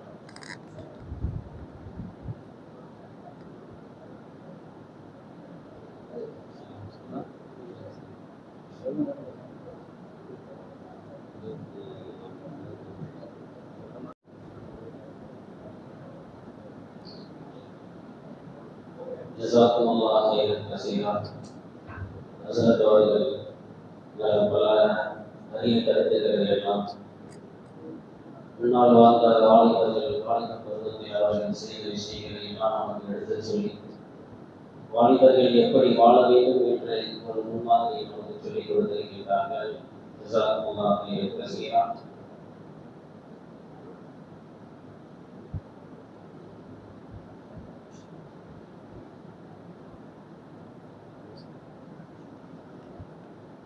அஸ்ஸலாமு அலைக்கும் வரஹ்மத்துல்லாஹி வபரகாத்துஹு. இப்பொழுது ஒரு 5 மினிட்ஸ்க்குள்ள வந்திருக்க மரியாதைக்குரிய எங்களை அழைப்பை ஏற்று ஆன்மீக தளத்தினுடைய பொறுப்பை ஏற்று அழைப்பை ஏற்று வந்ததற்கு ஒரு கௌரவப்படுத்த வகையில் வந்து சின்ன ஒரு கௌரவம் தான், அது தப்பாக எதுவும் நினச்சிக்காதீங்க. அவங்களுக்குன்னு ஒரு ரெஸ்பெக்ட் கொடுக்கணும் இல்லையா, குருமார்களுக்குன்னு ஒரு ரெஸ்பெக்ட் இல்லை, அதனால தான் இன்ஷா அல்லாஹ் நம்மளுடைய மீராப்பனுடைய அன்பு தலைவர், தாணைய தலைவர், எங்களுக்கெல்லாம் ஒரே தலைவர் நிசாமண்ணா அவர்களுக்கு ஷால்வை போர்த்துமாறு அன்போடு கேட்டுக்கொள்கிறோம். ராவுபாய், ஏன்னா இளைஞர் சமுதாயத்துக்கு வழி நடத்தி கொண்டு போகணுன்றதுக்காக எங்களை ஊக்குவிக்கணும், பள்ளியாசல் இடம் கொடுக்குறோம், நீங்க எதை வேணாலும் செய்யுங்கப்பா அப்படின்ற ஆர்வம் கூட்டுறாரு இல்ல, அதுக்காக தான் இந்த மரியாதை. கொஞ்சம் சீக்கிரமா வந்து போட்டுருங்க. கொஞ்சம் நம்ம அமைப்பு எலக்ட்ரிசிட்டி அமைப்புல இருக்கிறவங்க, பாசிட்டிவ் அமைப்புல இருக்கிறவங்க தயவுசெய்து எல்லாரும் வந்துருங்க. அடுத்தபடியாக நமது மரியாதைக்குரிய மௌலானா குத்பாப்பள்ளியுடைய அன்பு மௌலானா ஷானவாஸ் ஹஸ்ரத் அவர்களை கௌரவப்படுத்துமாறு கேட்டுக்கொள்ளப்படுகிறது. கொஞ்சம் ஷாலோ போடுறவங்க தயவுசெய்து சீக்கிரமா வாங்க, கிட்ட வந்துருங்க. எலக்ட்ரிசிட்டி நண்பர்கள் ஷாகுல் அண்ணன், அலி இக்பால், பாஸ், ஃபைசல், அசன் தயவுசெய்து எல்லாரும் கிட்ட வந்துருங்க. அடுத்தபடியாக மீராப்பள்ளியுடைய இமாம் அவர்களுக்கு நீங்களே கேட்டு வந்து போட்டுங்க, டக்குன்னு வாங்க. நாரே தக்பீர், அல்லாஹு அக்பர். அடுத்தபடியாக நமது முன்னாள் அரசு டவுன் காசி பஷீர் மௌலானா அவர்களுக்கு அமர் இக்பால் பாய் போடு. அடுத்தபடியாக நமது மீராப்பள்ளியுடைய இளைஞர்களுடைய கட்டமைப்புகளை வழிநடத்திக் கொண்டிருக்கக்கூடிய பொருளாளர் ஹாஜா மொஹிதீன் நானா அவர்களுக்கு இன்ஷா அல்லாஹ் மீராப்பள்ளி முத்தவள்ளி மரியாதைக்குரிய ஹாஜா நானா அவர்கள் அமர் போடு. நீங்களே மாத்தி மாத்தி சீக்கிரமா அவங்களை கௌரவிச்சிருங்க ப்ளீஸ், கோச்சிக்காதீங்க. அடுத்தபடியாக நமது அஜ்மல் டாக்டர் அவர்களுக்கு கௌரவப்படுத்துகிறோம். எங்களுடைய மஹாலால கொரோனா டைம்ல எங்களுக்கெல்லாம் ட்ரீட்மெண்ட் பார்த்த எங்கள் அன்பு டாக்டர் அஜ்மல் டாக்டர் அவர்கள், அவரை கௌரவப்படுத்தி நாங்கள் பெருந்தம் அடைகிறோம். நாரே தக்பீர். அடுத்தபடியாக நமது முகமதியா பள்ளி முத்தவள்ளி கமாலாஜியார் அவர்கள் நாசர். அடுத்தபடியாக நமது முன்னாள் கவுன்சிலர், எங்களுக்கெல்லாம் செல்லப்பிள்ளை என்று இந்த மஹல்லாவாசிகளை சொல்லக்கூடிய தனில் அண்ணன் அவர்களுக்கு ரவுபாய் அவர்கள், முஸ்லிமுடைய முன்னேற்ற கழகத்தினுடைய எல்லோருக்கும் எழுச்சி நாயகனாக திகழக்கூடிய அனஸ்னானா அவர்களுக்கு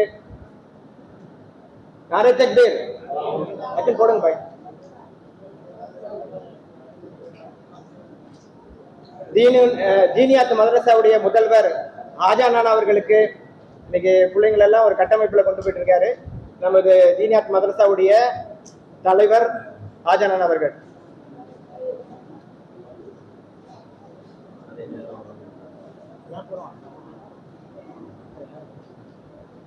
ஹஜ்ஜி கமிட்டியுடைய உறுப்பினர், பெரும்பாலும் உங்களுக்கு எல்லாரும் தெரியுமான்னு தெரியல, ஹஜ்ஜி கமிட்டியுடைய உறுப்பினர் பாப்ஜினான் அவர்களுக்கு நாரே தக்பீர்.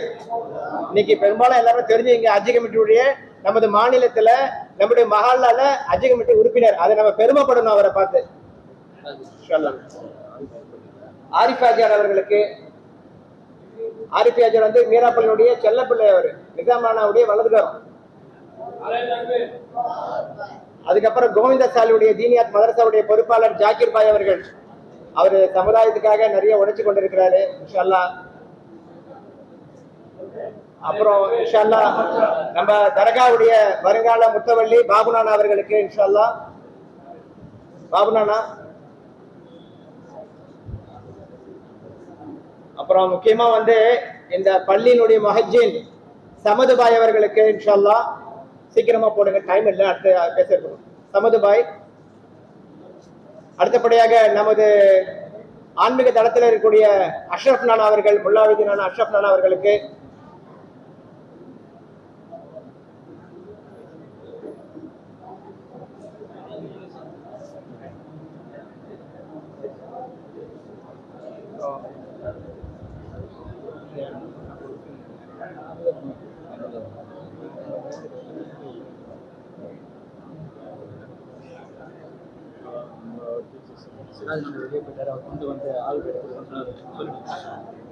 சிராஜி நானா வந்து வேலையின் காரணமா வெளியே போயிருக்காரு, அதுக்கு பதிலாக ஆரிஃப் ஆஜார்கிட்ட கொடுக்குறோம் இன்ஷா அல்லாஹ். இன்ஷா அல்லாஹ் இன்னும் சில முக்கியஸ்தர்கள் இருந்தீங்கன்னா இன்ஷா அல்லாஹ். அப்புறம் நம்ம எலக்ட்ரிசியனுடைய அன்பு சகோதரர் ஷாகுல் அண்ணன் அவர்களுக்கு, ஷாகுல் பாய். அப்புறம் சிறுபான்மையினுடைய காங்கிரஸ் கட்சியில் இருக்கக்கூடிய நண்பர் இக்பால் அவர்கள். ஓகே, இன்ஷா அல்லாஹ் இந்த வாய்ப்பை கொடுத்தமைக்கு எல்லாருக்கும் நன்றி.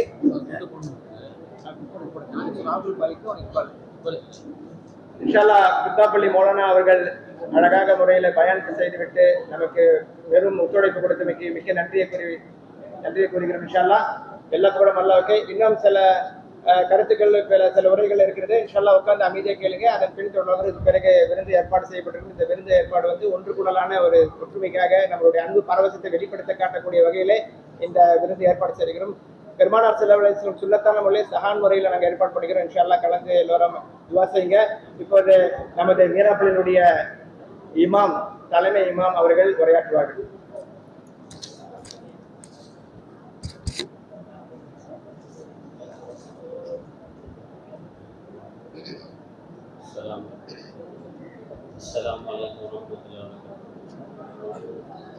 இங்கிருக்கிற பெருமக்கள் எல்லாம் கிடையாது.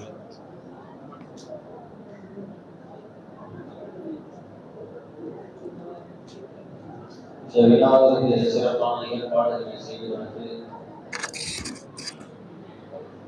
ஆன்மீக வழிகாட்டுதல் கொடுக்கக்கூடிய ஒரு அங்கமாக நொம்பரமாக இருந்து செயல்படக்கூடிய அப்துல் ரஸாக் அவர்களுக்கு சாதனை கொடுக்கப்படுகிறது. அப்துல் ரஸாக் அவர்களுக்கு கொண்டாடி கொடுக்கப்படுகிறது.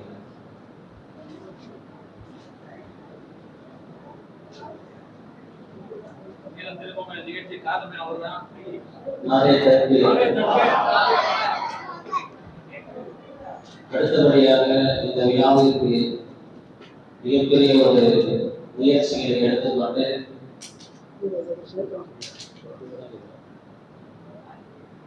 அற்புதமான பல ஏற்பாடுகளை செய்து எப்படியாவது மாணவர்கள் தீனில் பள்ளிவாசலோடு ஒரு தொடர்பில் வந்துவிட வேண்டும் என்று சில மாதங்களாக கவலையோடு இருந்து அதற்கு உருவம் கொடுத்து இன்று ஒரு மிகப்பெரிய ஒரு விழாவாக நடைபெற்று கொண்டிருக்கிறது. அதற்கு காரணகர்த்தமாக இருந்த அப்துல் ரவுஃப் பாய் அவர்களுக்கு கொண்டாடி போட்டி கௌரவிக்கப்படும்.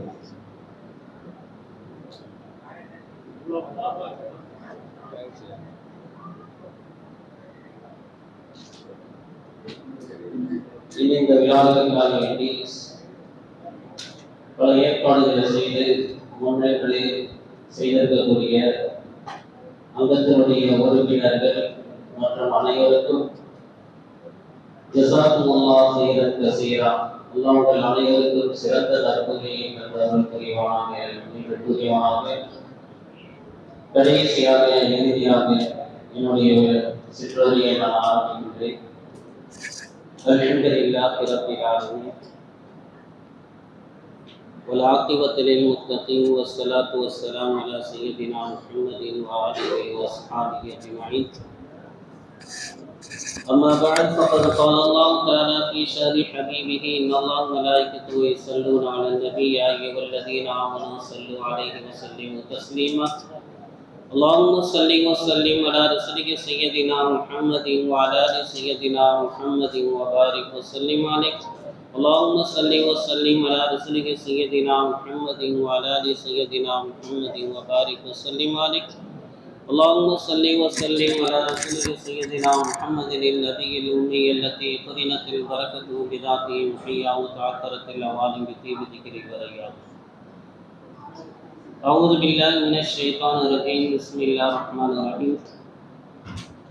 الله الذي خلقكم من ضعف ثم جعل من بعد ضعف قوة ثم جعل من بعد قوة ضعفا وشيبا يخلق ما يشاء وهو العليم القدير. وقال نبينا صلى الله عليه وسلم شاب من نشأ في عبادة الله كما قال عليه الصلاة والسلام.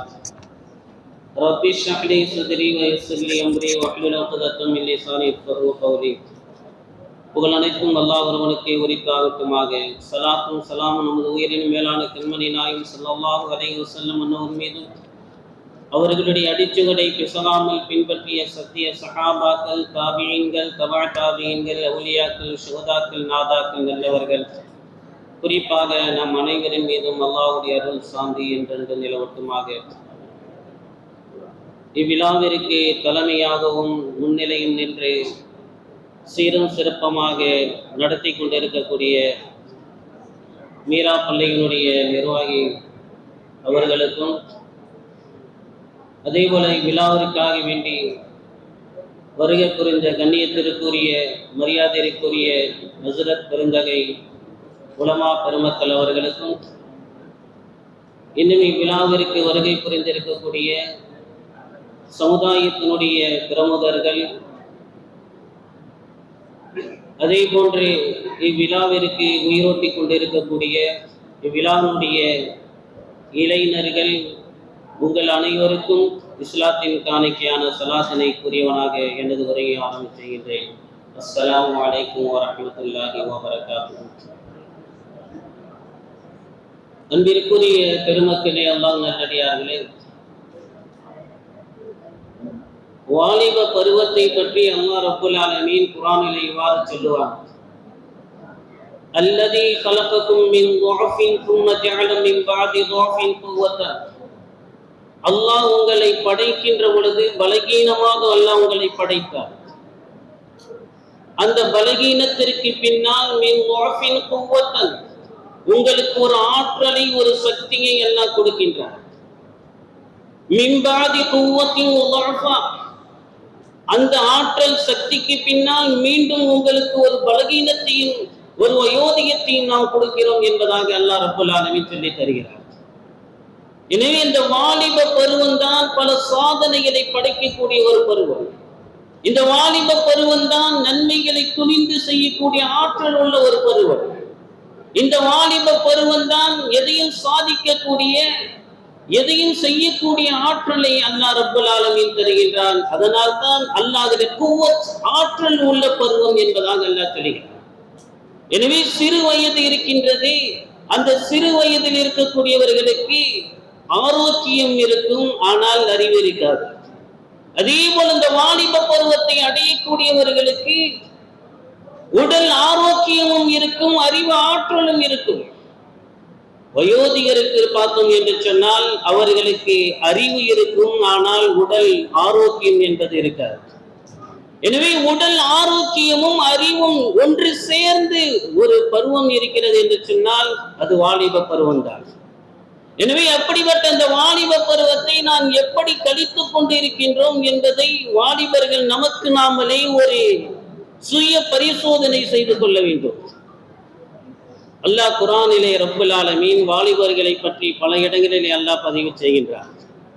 ஹஜ்ரத் அவர்கள் கூட சொன்னார்கள், இப்ராஹிம் அலைஹிஸ்ஸலாத்து வஸ்ஸலாம் அவர்களை பற்றி அல்லாஹ் சொல்லி காட்டுகின்ற பொழுது ஃபதன், அவர் ஒரு வாலிபர் என்பதாக அல்லாஹ் சொல்கிறார். ஒரு தனி மனிதராக ஒரு ஊரை எதிர்த்து நிற்கின்ற பொழுது ஒரு தனி மனிதராக ஒரு வாலிபராக இருந்து கொண்டு அந்த சிலைகளை எல்லாம் உடைத்து அந்த ஷிர்க்குக்கு எதிராக, குஃப்ருக்கு எதிராக தன்னந்தனியாக நின்றவர் ஒரே ஒரு வாலிபர் என்று சொன்னால், அன்பிற்குரிய பெருமக்களே, அப்படிப்பட்டவர்கள் தான் வாலிபர்னால தான் அந்த சாதனையை செய்ய முடியும் என்பதற்காக வேண்டி அல்லாஹ் ஃபதன் இப்ராஹிம் அலைஹிஸ்ஸலாத்து வஸ்ஸலாம் அவர்களுக்கு இந்த தீனை நிலைநாட்டுவதற்கு அல்லாஹ் அவர்களுக்கு எடுத்த வாலிப பருவத்தில் தான் அந்த பக்குவத்தை, அந்த தீனை அல்லாஹ் ரப்பல் ஆலமீன் வழங்குகிறார். எனவே இந்த சமுதாயத்திற்கு துணிச்சலான பல காரியங்களை எடுத்து வைப்பதற்கு வாலிப பருவம் உறுதுணையாக இருக்கின்றது. அதே போல அல்லாஹ் குர்ஆனிலே சொல்லுவான், அஸ்ஹாபுல் கஹ்ஃப் வாசிகளை பற்றி அல்லாஹ் சொல்லுவான். கஹ்ஃப் வாசிகள் எல்லாம் ஒரு வாலிபர்கள், அவர்களுடைய அந்த தீனிற்கு ஆபத்து வருகின்ற பொழுது ஒரு குகைக்குள்ளே சென்றார்கள் என்பதை அல்லாஹ் குர்ஆனிலே பதிவு செய்கின்ற பொழுது அவர்கள் எல்லாம் ஃபதன், வாலிபர்கள் என்பதாக அல்லாஹ் குர்ஆனிலே பதிவு செய்கிறார். அதே போல நபி யூசுப் அலைஹிஸ்ஸலாத்து வஸ்ஸலாம் அவர்களை பற்றியும் அல்லாஹ் குர்ஆனிலே பதிவு செய்வார். ஒரு ஆண், ஒழுக்கமுள்ள ஒரு ஆண் எப்படி இருக்க வேண்டும் என்பதற்கு உதாரணமான ஒரு வாலிபராக அல்லாஹ் யூசுப் அலைஹிஸ்ஸலாத்து வஸ்ஸலாம் அவர்களை பதிவு செய்கிறார். அவர்கள் வாழ்ந்த அந்த காலத்திலே அமைச்சருடைய மனைவியாக இருந்தவர்கள் யூசுப் அலைஹிஸ்ஸலாத்து வஸ்ஸலாம் அவர்களை தகாத உறவுக்காக வேண்டி, ஹராமான செயலுக்காக வேண்டி அழைக்கின்ற பொழுது யூசுப் அலைஹிஸ்ஸலாம் அவர்கள் அதை தவிர்த்து கொள்கின்றார்கள். அவர்கள் மட்டுமல்ல, அந்த அசீசுடைய மனைவி, அந்த அமைச்சருடைய மனைவி மட்டுமல்ல, அந்த ஊரில் உள்ளவர்கள் அத்தனை பேர்களும் யூசுப் அலைஹிஸ்ஸலாத்து வஸ்ஸலாம் அவர்களை பார்த்து ஆசை கொண்டார்கள்.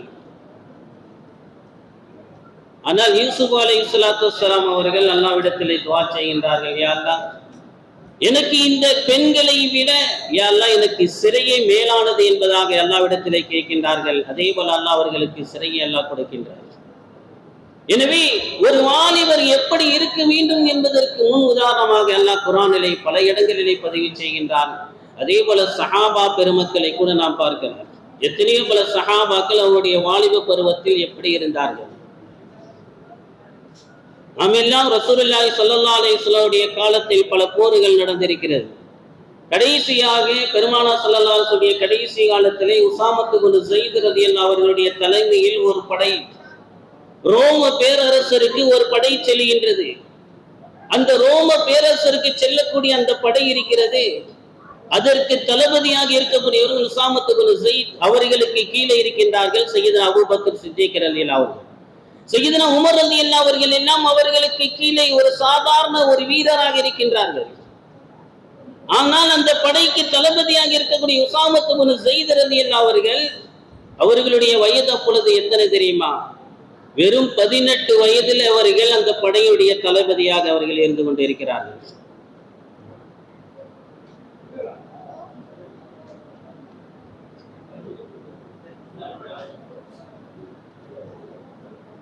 அதே போன்று முஆத் பின் ஜபல் ரலியல்லாஹு அவர்கள் பெருமானார் ஸல்லல்லாஹு அலைஹி வஸல்லம் அவர்கள் யமன் நாட்டிற்கு கவர்னராக அனுப்புகின்ற பொழுது பெருமானார் ஸல்லல்லாஹு அலைஹி வஸல்லம் அவர்கள் யமன் நாட்டிற்கு முஆத் பின் ஜபல் ரலியல்லாஹு அவர்களை அனுப்புகின்ற பொழுது சொன்னார்கள், ஹலாலை ஹராமை மிக தெளிவாக அறிந்த ஒரு மனிதன் என்னுடைய உம்மத்தில் உள்ளவர் என்று சொன்னால் அது முஆத் பின் ஜபல்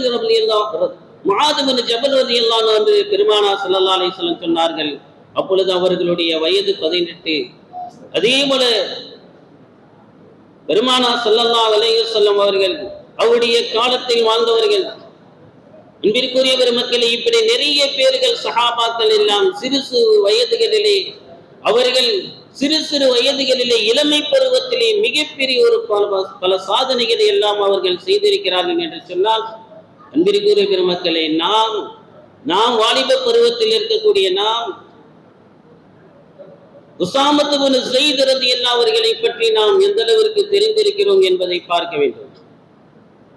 இன்னைக்கு வாளை எடுத்து பல பேர்களை வெட்டி வதைக்கக்கூடிய சினிமா நடிகரை பார்த்து நம்ம எல்லாம் கைத்தட்டுகின்றோம். பல பேருக்கு தெரிகிறது, இந்த நடிகரை பற்றி நமக்கு நிறைய தெரிகிறது, நிறைய விஷயங்கள் நமக்கு தெரிகிறது. ஆனால் அல்லாஹ்வுடைய போர்வாள் என்று சொன்னார்களே ரசூலுல்லாஹி ஸல்லல்லாஹு அலைஹி வஸல்லம், யாரை சொன்னார்கள் சொல்லுவாங்க? யாரை சொன்னார்கள்? யாராவது சொல்றீங்களா? அல்லாஹ்வுடைய போர்வாள் என்று பெருமானார் ஸல்லல்லாஹு அலைஹி வஸல்லம் அவர்கள் சொன்னார்களே, எந்த சஹாபியை பார்த்து சொன்னார்கள்?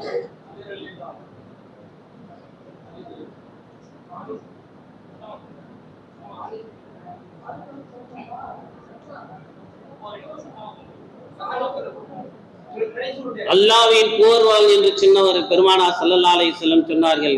இன்னைக்கு நம்ம இத்தனை வாலிபர் இருக்கிறோம், கேட்கிற யாருக்குமே தெரிய மாட்டேங்குது. இதே ஒரு படத்துல ஒரு நடிகருடைய இந்த படத்துல கதாநாயகன் யாருன்னு கேட்டு பாருங்க, டக்குன்னு எடுத்த உடனே அடுத்த நிமிஷமே பதில் வந்துடும் நம்ம கிட்ட.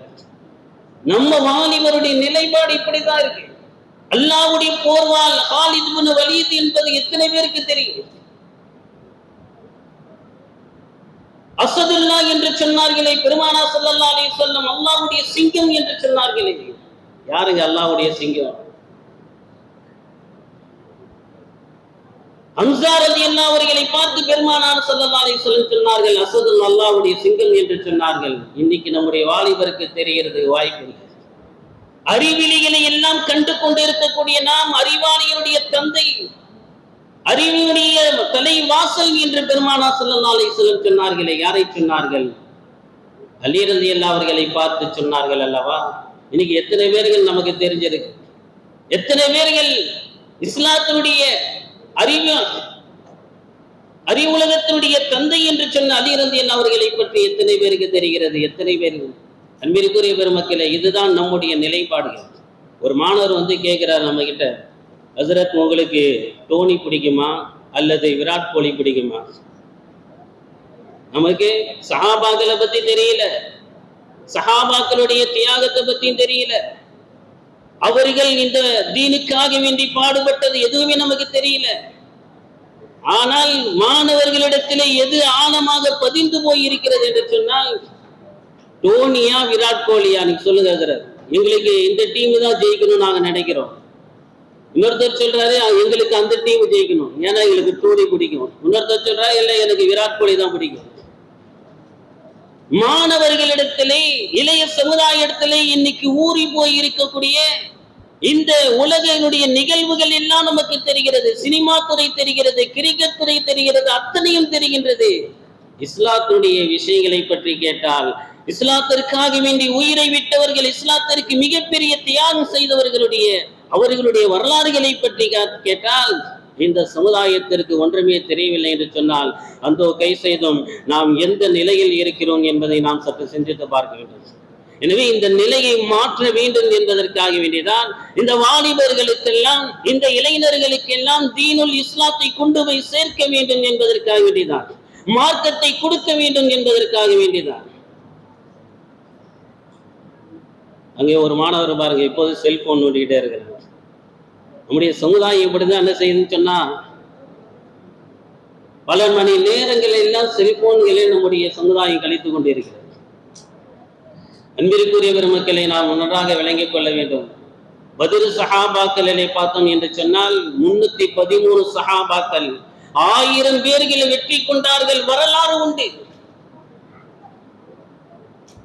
பாரசீக மன்னன் என்று சொல்லப்படக்கூடிய ருஸ்தும் என்பவனுக்கு ரிஃபை என்று சொல்லப்படக்கூடிய ஒரு சஹாபி, ருஸ்தும் என்று சொல்லப்படக்கூடிய மிகப்பெரிய ஒரு மன்னன், அந்த மன்னனுக்கு முன்னால் போய் நின்று கொண்டு சிலை வணக்கத்தை விட போகின்றாயா இல்லையா என்று வாளை வைத்து கேட்ட அந்த வீரம் உள்ளவர் என்று சொன்னார். ரிஃபை என்று சொல்லப்படக்கூடிய அந்த சஹாபியுடைய வீரத்தை எப்படி சாத்தியமானது என்பதை நாம் விளங்கிக் கொள்ள வேண்டும். அதே போல இன்னும் நாம் ஸைத் இப்னு சாபித் ரலியல்லாஹு அவர்களை பற்றி நாம் நிறைய தெரிந்து கொள்ளலாம்.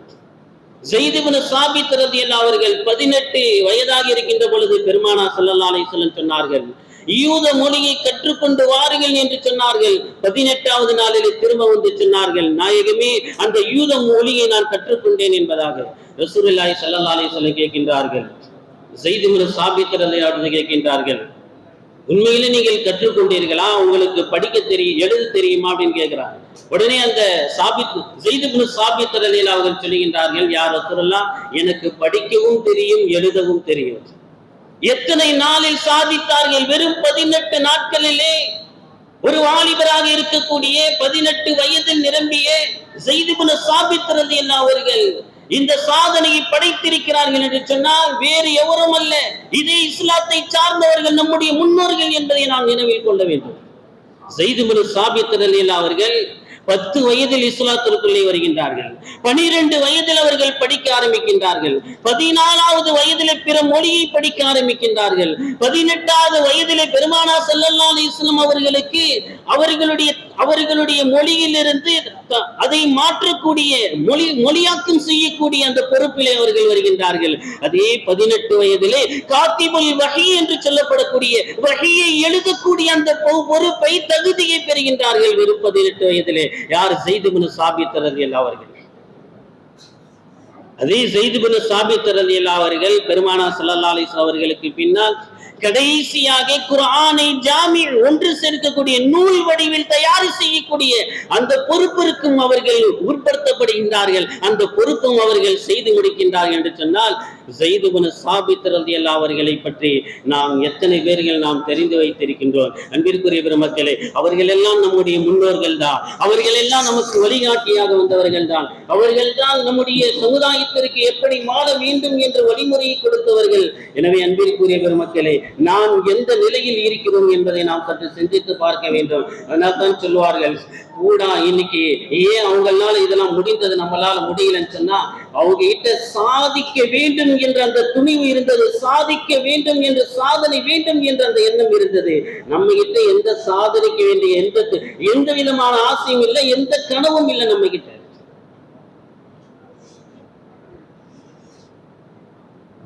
அவர்கள் சாதிக்க வேண்டும் என்று நினைத்ததனால் சாதிக்க முடிந்தது. இன்னைக்கு ஒரு சமுதாயம் இருக்கிறது, வரலாறை பற்றி நமக்கு தெரியவில்லை. எந்த சமுதாயம் வரலாறை படிக்கவில்லையோ அந்த சமுதாயம் வரலாறை படிக்க முடியாது. இன்னைக்கு நம்முடைய முன்னோர்களுடைய வரலாறுகள் நமக்கு தெரியவில்லை. இன்னைக்கு சில பேர் சொல்றாங்க, ஹஜ்ரத், இந்த வாலிபர்கள்லாம் என்னதான் செய்யறாங்கன்னே தெரியல, வீட்டுக்கும் அவர்கள் என்ன செய்யல, உண்மையானவர்களாக வீட்டுக்கும் அவர்கள் உருப்படியாக இல்லை, இந்த சமுதாயத்திற்கு ஏதாவது உருப்படியா செய்யறாங்கன்னா அதுவும் செய்யல. எனவே அந்த சமுதாயம் அவர்கள் இந்த மஹல்லாவிற்கும் எதுவும் செய்வதில்லை, அவர்களுடைய வீட்டிற்கும் எதுவும் செய்வதில்லை. எனவே இப்படி ஒரு சமூகம் வீணாக போய் கொண்டிருக்கிறது என்று சொன்னால் அது வாலிப சமூகம் தான் என்பதாக கவலைப்படக்கூடிய இந்த சூழ்நிலை இருந்து கொண்டிருக்கிறது என்று சொன்னால், அன்பிற்குரிய பெருமக்களை, இந்த நிலைப்பாடுகளை மாற்ற வேண்டும், வாலிபர்களுக்கு தீனுல் இஸ்லாத்தை கொண்டு வர வேண்டும் என்ற உயர்தரமான நோக்கத்திற்காக வேண்டிதான் இது போன்ற பயானுடைய அந்த அமைப்புகள் எல்லாம் நாம் ஏற்பாடு செய்கின்றோம். அன்பிற்குரிய பெருமக்களை நாம் விளங்கிக் கொள்ள வேண்டும். இன்றைக்கு நாம் எதையெல்லாம் நமக்கு இன்பமாக தருகின்றதோ அது எல்லாம் உண்மையிலே நமக்கு இன்பம் அல்ல. சொல்லுவார்கள், கூடா நட்பு கேடா முடியும். இன்னைக்கு பல பேர்களோடு நாம் பழகுகின்றோம், அந்த பழக்கம்தான் நமக்கு எப்படியாக இருக்கிறது என்று சொன்னால் அது நம்மளை வழிகெடுப்பதற்கு ஒரு வழியாக அது அமைந்து விடுகின்றது. நாம் பிறக்கின்ற பொழுதே நாம் யாரும் குற்றவாளிகள் அல்ல, பிறக்கின்ற பொழுதே நாம் யாரும் தவறானவர்கள் அல்ல, பிறக்கின்ற பொழுதே நமக்கு இஸ்லாத்தின் மீது ஈடுபாடு இல்லாமல் அல்ல. நாம் பிறந்ததிலிருந்து இஸ்லாத்தோடு தான் நாம் பிறக்கின்றோம், கலிமாவோடு தான் பிறக்கின்றோம், அத்தனையும் தெரிகின்றது. ஆனால் பிற்காலத்தின் காலங்கள் ஆக ஆக என்னவாகிறது என்று சொன்னால், நமக்கு மற்றவர்களோடு சேருகின்ற பொழுது, அடுத்தவர்களோடு சேருகின்ற பொழுது அந்த பழக்க வழக்கங்கள் நம்மிடத்திலே வருகின்றது. நம்முடைய முஸ்லிம் மஹல்லாவை சார்ந்த பையன்தான், நம்முடைய முஸ்லிம் மஹல்லாவை சார்ந்த பையன்தான், நேற்று வரை கடந்த காலங்களிலே நன்றாக இருந்த மாணவர் தான். ஆனால் இப்பொழுது பார்த்தோம் என்று சொன்னால் கஞ்சாவிற்கு அடிமையாக இருக்கின்றார்கள், போதைக்கு அடிமையாக இருக்கின்றார்கள். அன்பிற்குரிய பெருமக்களை, வாலிப பெருமக்களை, நீங்கள் விளங்கிக் கொள்ள வேண்டும். இந்த சமூகத்தை குறிவைத்து ஒரு சமூகம் நம்மை என்ன செய்கிறார் என்று சொன்னால் அழிப்பதற்குண்டான திட்டங்கள் செய்து கொண்டிருக்கின்றார்கள். அதில் நீங்கள் ஒரு பொழுதும் விழுந்து விடக்கூடாது. இனி இந்த சமூகத்தில் யாரும் முன்னேறி வந்துவிடக் கூடாது என்பதற்காக வேண்டிய மிகப்பெரிய ஒரு திட்டங்கள் எல்லாம் செய்யப்பட்டு கொண்டிருக்கிறது. அதனால் இன்னைக்கு பல ஊர்கள்ல பார்த்தோன்னு சொன்னா, அதனால தான் நான் கடந்த நேரங்கள்ல சொன்னது உண்டு, பாளையங்கோட்டை ஜெயில்ல ஒரு கணக்கெடுப்பு எடுக்கின்றார்கள். அந்த கணக்கெடுப்பில பார்த்தோன்னு சொன்னா 17 வயசுல இருந்து 23 வயசை சார்ந்தவர்கள் தான் அதிகமானவர்கள். எங்கே 17 வயசுல இருந்து 23 வயதுக்குள்ளவர்கள் தான் அதிகமானவர்கள் அங்கே கைதிகளாக அந்த பாளையங்கோட்டை சிறையிலே அடைக்கப்பட்டிருக்கிறார்கள். அதுல ஒரு கவலைக்குரிய விஷயம் என்ன தெரியுமா? அதுல அதிகமானவர்கள் முஸ்லிம்கள். அதுல இன்னொரு கவலையான விஷயம் என்ன தெரியுமா? அவர்கள் போதைக்கு அடிமையானவர்கள்.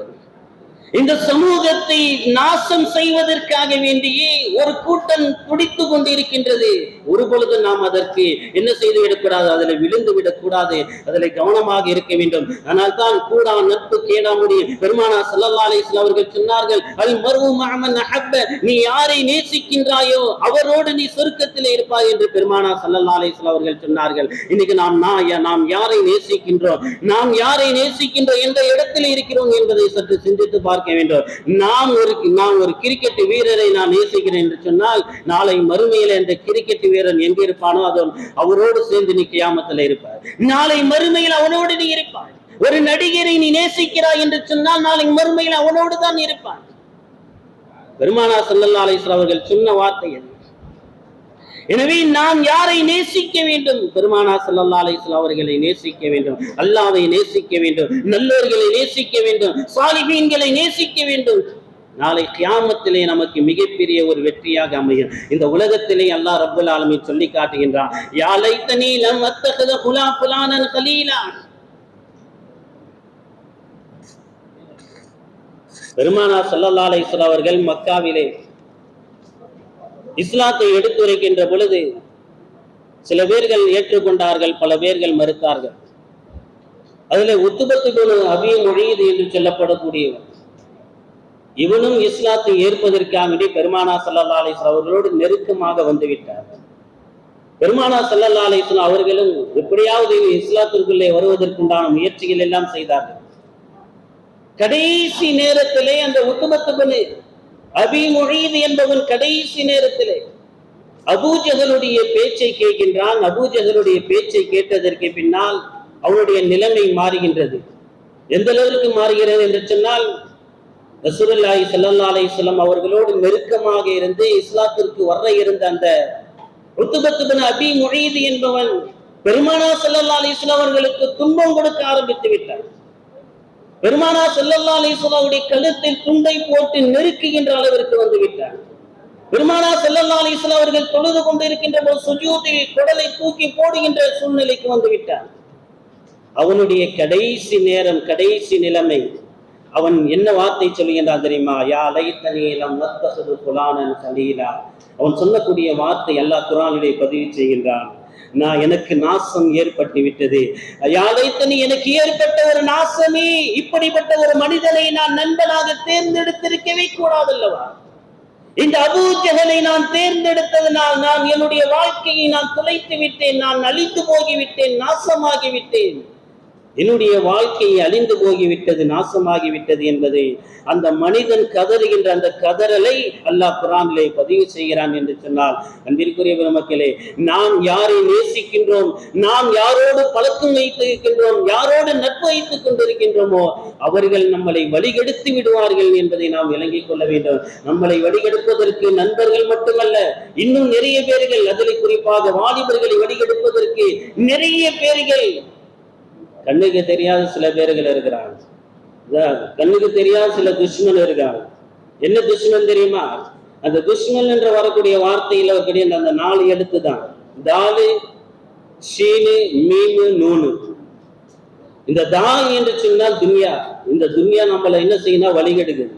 எப்படின்னு சொன்னா 4 பேரை பாக்குறாங்க, அவன் பாடுறான், அவன் ஜாலியா இருக்கிறான், அவன் பாடுறான், ஃப்ரீ ஃபயர்லாம் விளாடுறான், அவன் பப்ஜி விளாடுறான், இப்படிலாம் என்ன செய்யறான் பாக்குறான் துன்யாவை. அவன் பாடுறான் இந்த கிரிக்கெட் விளாடுறான், அவன் பாடுறான், அவன் ஐபிஎல் பாக்குறான். இன்று அந்த காரியங்களை, துன்யாவை பார்க்கின்ற பொழுது, துன்யாவுடைய மோகத்திற்கு இந்த மனிதன் போகின்ற பொழுது, ஒமல் ஹயாத்து துன்யா இல்லா மதாஉல் குரூர், நன்றாக கேட்டுக் கொள்ளுங்கள். இந்த துன்யா உங்களை ஏமாற்றக்கூடியது, ஏமாற்றிவிடும், உங்களை வழிகெடுத்துவிடும். எனவே முதல் துஷ்மன் உங்களுடைய முதல் எதிரி யாரு தெரியுமா? துன்யா. இரண்டாவதாக ஷீன், துஷ்மன்ல வரக்கூடிய இரண்டாவது எழுத்து ஷீன், ஷைத்தான். ஷைத்தான் உங்களை வழிகெடுக்கக்கூடியவன். அல்லாஹ் இன்னவுலக்கும் அதுவும் முபீன் என்று அல்லாஹ் பல இடங்களிலே சொல்லி காட்டுகின்றார். எனவே ஷைத்தானுக்கு ஒரு பொழுது நீங்கள் வழிபட்டு சென்று விடாதீர்கள். அவன் அல்லாஹ்விடத்திலே சத்தியம் செய்துவிட்டு வந்தான். அல்லாஹ் சொன்னான், என்னுடைய சாபம் உனக்கு உண்டாகட்டும் என்று அல்லாஹ் சொல்கின்ற பொழுது ஷைத்தான் அல்லாஹ்விடத்துல சொன்ன வார்த்தை என்ன தெரியுமா? இந்த நரகத்திலே நான் மனிதனையும் ஜின்களையும் அத்தனை பேர்களை கொண்டு போய் நான் சேர்ப்பேன் என்று அல்லாஹ்விடத்திலே சபதமிட்டான் அல்லவா? அந்த ஷைத்தான் வழிகெடுப்பதற்கு இந்த வாலிபர்களை மிக மிக கடுமையாக இந்த வாலிபர்களை வழிகெடுப்பதற்கு கடுமையான முயற்சி செய்கிறான். எனவே தான் நம்பியிருக்கிற பெருமக்களை, ஷைத்தானுடைய வலையிலே அந்த விரோதியிடம் இருந்து நீங்கள் ஜாக்கிரதையாக இருக்க வேண்டும். மூன்றாவதாக சொல்வார்கள், துஷ்மன் வரக்கூடிய மூன்றாவது எழுத்தை மாகுல் என்று சொல்வார்கள். இந்த மாகுல் நம்மளை சுற்றி நடக்கக்கூடிய சில காரியங்கள், நாம் வாழக்கூடிய இந்த இடங்கள் இருக்கின்றதே, நம்மளை அதை மாற்றி விடுகின்றது, நம்முடைய நிலைப்பாடுகளை இதை மாற்றி விடுகின்றது. எனவே அதிலிருந்து நாம் என்ன செய்ய வேண்டும்? தப்பித்துக் கொள்ள வேண்டும். நாலாவதாக நூன், துஷ்மன்ல வரக்கூடிய கடைசியாக நூன் இருக்கிறது. அது நம்முடைய நப்சு இருக்கிறதே, நம்மளை வழிகெடுத்துவிடும். அதனால் தான் இமாம் பூசி ரஹ்மத்துல்லாஹி அலைஹி அவர்கள் சொல்வார்கள், இந்த நப்சு இருக்கிறதே அது ஒரு குழந்தை மாதிரி. ஒரு நப்சு ஒரு ஷைத்தான் ஒரு குழந்தை மாதிரி. அந்த குழந்தை மாதிரி அப்படின்னு சொன்னா என்ன அர்த்தம் தெரியுமா? பால் குடிக்கக்கூடிய அந்த குழந்தை இருக்கிறதே, அது பால் குடிச்சுட்டு தான் இருக்கும். அது என்ன செய்யணும்னு சொன்னா, அதை ஒரு பக்குவப்படுத்தி அதை பால் குடிப்பதை என்ன செய்யணும்னு நிப்பாட்ட வேண்டும். அதை நிப்பாட்டாமல் விட்டுவிட்டோம் என்று சொன்னால் அது பால் குடித்துக் கொண்டு இருக்கும் மட்டுமல்ல, அதற்கு நாம் எதையும் சொல்லிக் கொடுக்கவில்லை என்று சொன்னால் அது காண்டோடைத்தனமாக அது வளர்ந்துவிடும். அது மாதிரி உங்களுடைய நப்சை நீங்கள் அப்படியே விட்டு விட்டீர்கள் என்று சொன்னால், நப்சுக்கு நீங்கள் என்ன செய்து விட்டீர்கள்? அதை பக்குவப்படுத்தாமல் விட்டுவிட்டீர்கள் என்று சொன்னால் அதற்கு எந்த விதமான தடையும் போடாமல், ஏன்னு சொன்னா நப்சு ஷைத்தான ஒருபோதும் உங்களை விட்டு விடவே மாட்டார். தொழுகைக்கு போகலாம் சொன்னோம். உங்களுடைய அல்லாஹ் ரெண்டு மலக்குகளை அல்லாஹ் என்ன செய்யறான்னா, மலக்கும் அல்லாஹ் வைத்திருக்கிறான், ஷைத்தானையும் அல்லாஹ் வைத்திருக்கிறான். அந்த மலக்குடைய வேலை என்ன தெரியுமா? உனக்கு நல்லது சொல்லிக்கிட்டே இருப்பாங்க. அந்த ஷைத்தானுடைய வேலை என்ன தெரியுமா? உனக்கு கெட்டது சொல்லிக்கிட்டே இருப்பாங்க. நீ தொழுகைக்கு போக வேண்டும் என்று உன்னுடைய உள்ளம் சொல்லும் அல்லவா? அது மலக்கின் மூலமாக அல்லாஹ் உனக்கு போடுகின்றார்.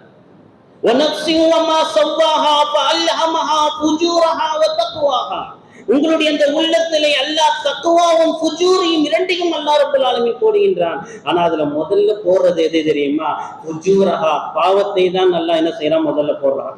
இந்த பாவத்தை செய் என்பதாக முதல்ல அல்லாஹ் போடுகின்றான். இரண்டாவதாக அவனுக்கு நினைவு வருகிறது, ஆஹா இது ஹராமாச்சு, இது செய்யக்கூடாது, இது பாவமான காரியமாச்சு என்று தக்வாவை மலக்கின் மூலமாக அல்லாஹ் போடுகின்றான். ஆனால் இன்னைக்கு நாம எதை எடுக்கிறோம்னு சொன்னா, அந்த ஷைத்தானுடைய அந்த தக்வாவை விட்டு ஷைத்தானுடைய வழியை நாம் எடுத்துக்கொண்டோம் என்று சொன்னால் நாம் நஷ்டவாளிகளாக ஆகிவிடும் என்று நான் சொல்லவில்லை, குர்ஆன் சொல்லி காட்டுகின்றது. எனவே ஷைத்தானை விட்டு அல்லாஹ் ரசூல் சொன்னது தக்வாவை நாம் எடுத்துக்கொண்டோம் என்று சொன்னால் நாம் வெற்றியாளர்களாக ஆகிவிடும் என்பதை நான் சொல்லவில்லை. அல்லாஹ் கத் அஃப்லஹ மன் ஸக்காஹா என்று அல்லாஹ் ரப்பல் ஆலமீன் குர்ஆனிலே சொல்லி காட்டுகின்றான். எனவே அன்பிற்குரிய வாலிப சமுதாயமே, எனவே நாம் நம்முடைய எதிரிகளை யார் என்று தெரிந்து கொண்டு ஒருபொழுது நமக்கு கெட்டதுதான் சொல்லிக்கிட்டே இருப்பான் ஷைத்தான். எனவே அதிலிருந்து நாம் மீளுவதற்குண்டான முயற்சியை செய்யணும். நீ என்னடா எனக்கு சொல்றது? உன் நப்சு, நம்மளுடைய நப்சுக்கு நேரா நாமளே என்ன செய்யணும்? சுய பரிசோதனை. நீ என்ன சொல்வதற்கு உனக்கு என்ன தகுதி இருக்கு என்று சொல்லி, நான் ஒரு பொழுது உனக்கு நான் என்ன செய்ய மாட்டேன்? வழிபடவே மாட்டேன், உனக்கு நான் அடிபணிய மாட்டேன் என்று தன்னுடைய நப்சுக்கு நாமளே என்ன செய்ய வேண்டும்? சொல்லிக் கொள்ள வேண்டும். நீ என்ன சொல்ற? என்ன டிவி பாரு சொல்றியா? இல்ல நான் பார்க்க மாட்டேன் என்று நப்சுக்குள்ளே நீ போராட்டம் நடத்த வேண்டும். அதனால்தான் பெருமானார் ஸல்லல்லாஹு அலைஹி வஸல்லம் அவர்கள் சொன்னார்கள், ஒரு ஜிஹாதை முடித்து விட்டு வருகின்ற பொழுது பெருமானார் ஸல்லல்லாஹு அலைஹி சொன்னார்கள், மின் ஜிஹாதில் அஸ்கரி இலா ஜிஹாதில் அக்பர், நீங்கள் எல்லாம் சிறிய ஜிஹாதிலிருந்து பெரிய ஜிஹாதுக்கு போயிட்டு இருக்கிறீங்க என்று பெருமானார் ஸல்லல்லாஹு அலைஹி சொல்லும் பொழுது சஹாபாக்கள் கேட்டார்கள், யா ரசூலுல்லாஹ், ஒரு மாத காலமாக நடந்த இந்த ஜிஹாது சிறிய ஜிஹாது என்று சொன்னால் இதை விட பெரிய ஜிஹாது இருக்கிறதா? 3 மாத காலங்களா, 4 மாத காலங்களா, 6 மாத காலங்களா? அந்த ஜிஹாதிற்கு நாங்கள் தயாராகிவிட்டோம் நாயகமே. முடியுமே என்று சொல்லுகின்ற பொழுது பெருமானார் ஸல்லல்லாஹு அலைஹி வஸல்லம் சொன்னார்கள், இல்லை இல்லை, அது 3 மாத காலம் அல்ல, அது 6 மாத காலத்தோடு முடியக்கூடியதல்ல.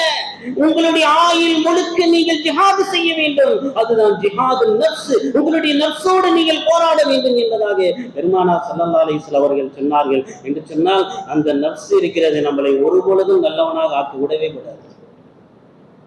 கேட்காதே, நல்ல இபாதத்து நல்ல காரியங்களை கேட்காதே, தடுக்கின்றது, ஷைத்தான் தடுக்கின்ற. தொழுகின்ற பொழுது நல்ல இபாதத்தை அல்லாஹ்வை வணங்குவதற்காக நீ அல்லாஹ் அக்பர் என்று சொல்லி நீ தக்பீர் கட்டி அங்கே தொழுகின்றாய் அல்லவா, ஆனால் அந்த தொழுகை கெடுப்பதற்கு கூட ஷைத்தான் உள்ளே போகின்றான். உங்களுடைய சிந்தனைகள் எல்லாம் மாற்றுகின்றான், வேறு வேறு இடத்திற்கு சிந்தனைகளை இழுத்துச் செல்கின்றான். அதனால தான் சொல்வார்கள், நாம் அங்கே தொழுவிக்கக்கூடிய அந்த இடத்திற்கு பேர் என்ன தெரியுமா?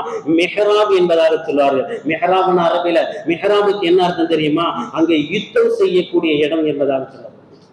அங்க என்ன போய் நம்ம போய் சண்டை போடுறோம்? மெஹராப்ல போய் கத்தி எடுத்துட்டு போய் வாள் எடுத்துட்டு போய் சண்டை போடுறோமா? இல்ல, உன்னுடைய நஃப்ஸோடு நீ போராட்டம் செய்ய வேண்டும். உன்னுடைய ஷைத்தான் உனக்காக அல்லாஹ் ஏவி இருக்கக்கூடிய அந்த ஷைத்தானை நீ போராட்டம் செய்ய வேண்டும். அது உன்னை ஒருபொழுது என்ன செய்யாது, நல்ல வழியை விடாது. அந்த தொழுகையுடைய நேரத்தில் உன்னுடைய சிந்தனைகளை எல்லாம் டைவர்ட் பண்ணிட்டே இருக்கும், மாத்திக்கிட்டே இருக்கும். மீண்டும் மீண்டும் நீ கொண்டு வரவே வேண்டும். அல்லாஹ்விற்காக வேண்டி தொழுகிறேன், ரப்பனுடைய சிந்தனை கொண்டு வந்து கொண்டே இருக்க வேண்டும். அந்த பக்குவத்தை அடைய வேண்டும் என்று சொன்னால் நாம் நம்முடைய நஃப்ஸோடு வாலிப பருவத்தில், அதிலே குறிப்பாக வாலிப பருவத்தில் நம்மளை வழிகெடுக்கக்கூடிய பருவம் வாலிப பருவம் தான். அதிலே நாம் ஜாக்கிரதையாக நாம் செல்ல வேண்டிய ஒரு தருணத்தில் நாம் இருந்து கொண்டிருக்கின்றோம். ஆனால் தான் பெருமானார் ஸல்லல்லாஹு அலைஹி வஸல்லம் அவர்கள் சொன்னார்கள், அல்லாஹ்வுடைய அர்ஷுடைய நிழலின் கீழே 7 நபர்களுக்கு நாம் இடம் அளிக்கிறோம் என்று அல்லாஹ் சொல்லி இரண்டாவதாக சொல்லக்கூடிய பெருமானார் ஸல்லல்லாஹு அலைஹி வஸல்லம் இரண்டாவது கூட்டம் யார் தெரியுமா?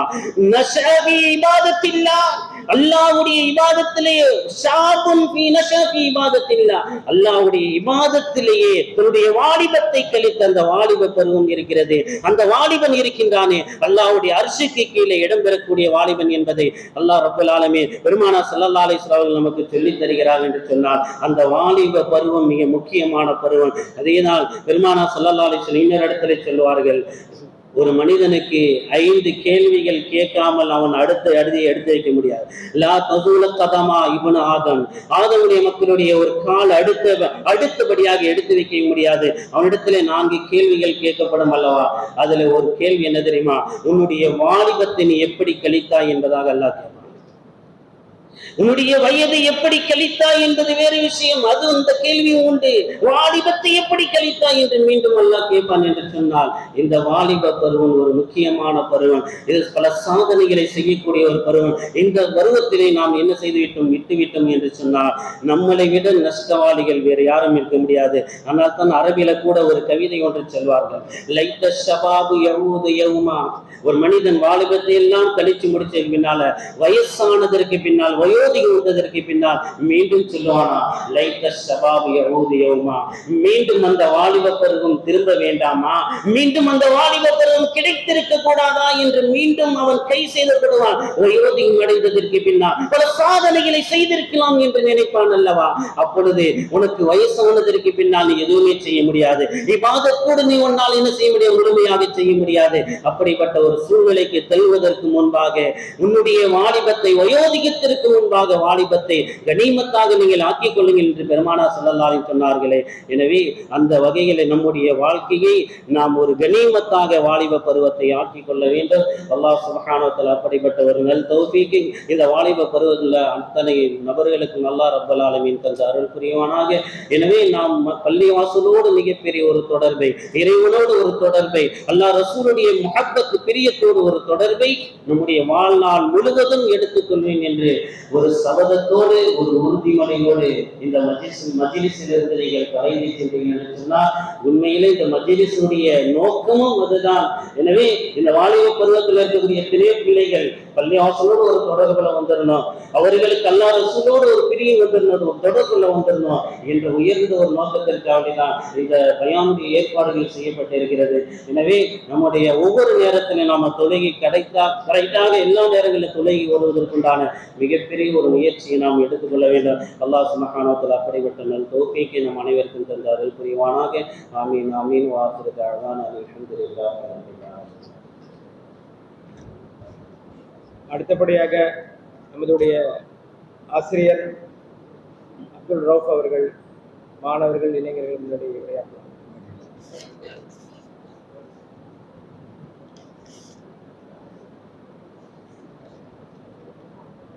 அஸ்ஸலாமு அலைக்கும் வரஹ்மத்துல்லாஹி வபரகாத்துஹு. அல்லாஹ்வோட மாபெரும் கிருபையால நம்ம எல்லாமே வந்துட்டு இந்த இளைஞர்கள் மற்றும் மாணவர்களுக்கு உலக கல்வி மற்றும் மார்க்க கல்வி இந்த விழிப்புணர்வு ஏற்படுத்தும் இந்த நோக்கத்தில் இந்த நிகழ்ச்சி வந்து நடைபெறுகின்றது.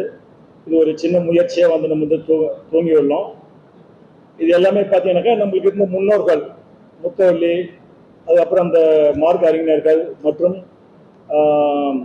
பெருமக்கள் மகளாசலி இதெல்லாம் வந்துட்டு போட்டு விட்ட பாதையில் தான் நாங்கள் வந்து வந்திருக்கோம். எதுக்கு அப்படின்னாக்கா இன்ஷா அல்லாஹ் இளைஞர் சமுதாயம் இன்னும் நல்லபடியாக வந்துட்டு சீரும் சிறப்புமாக வாழணும்.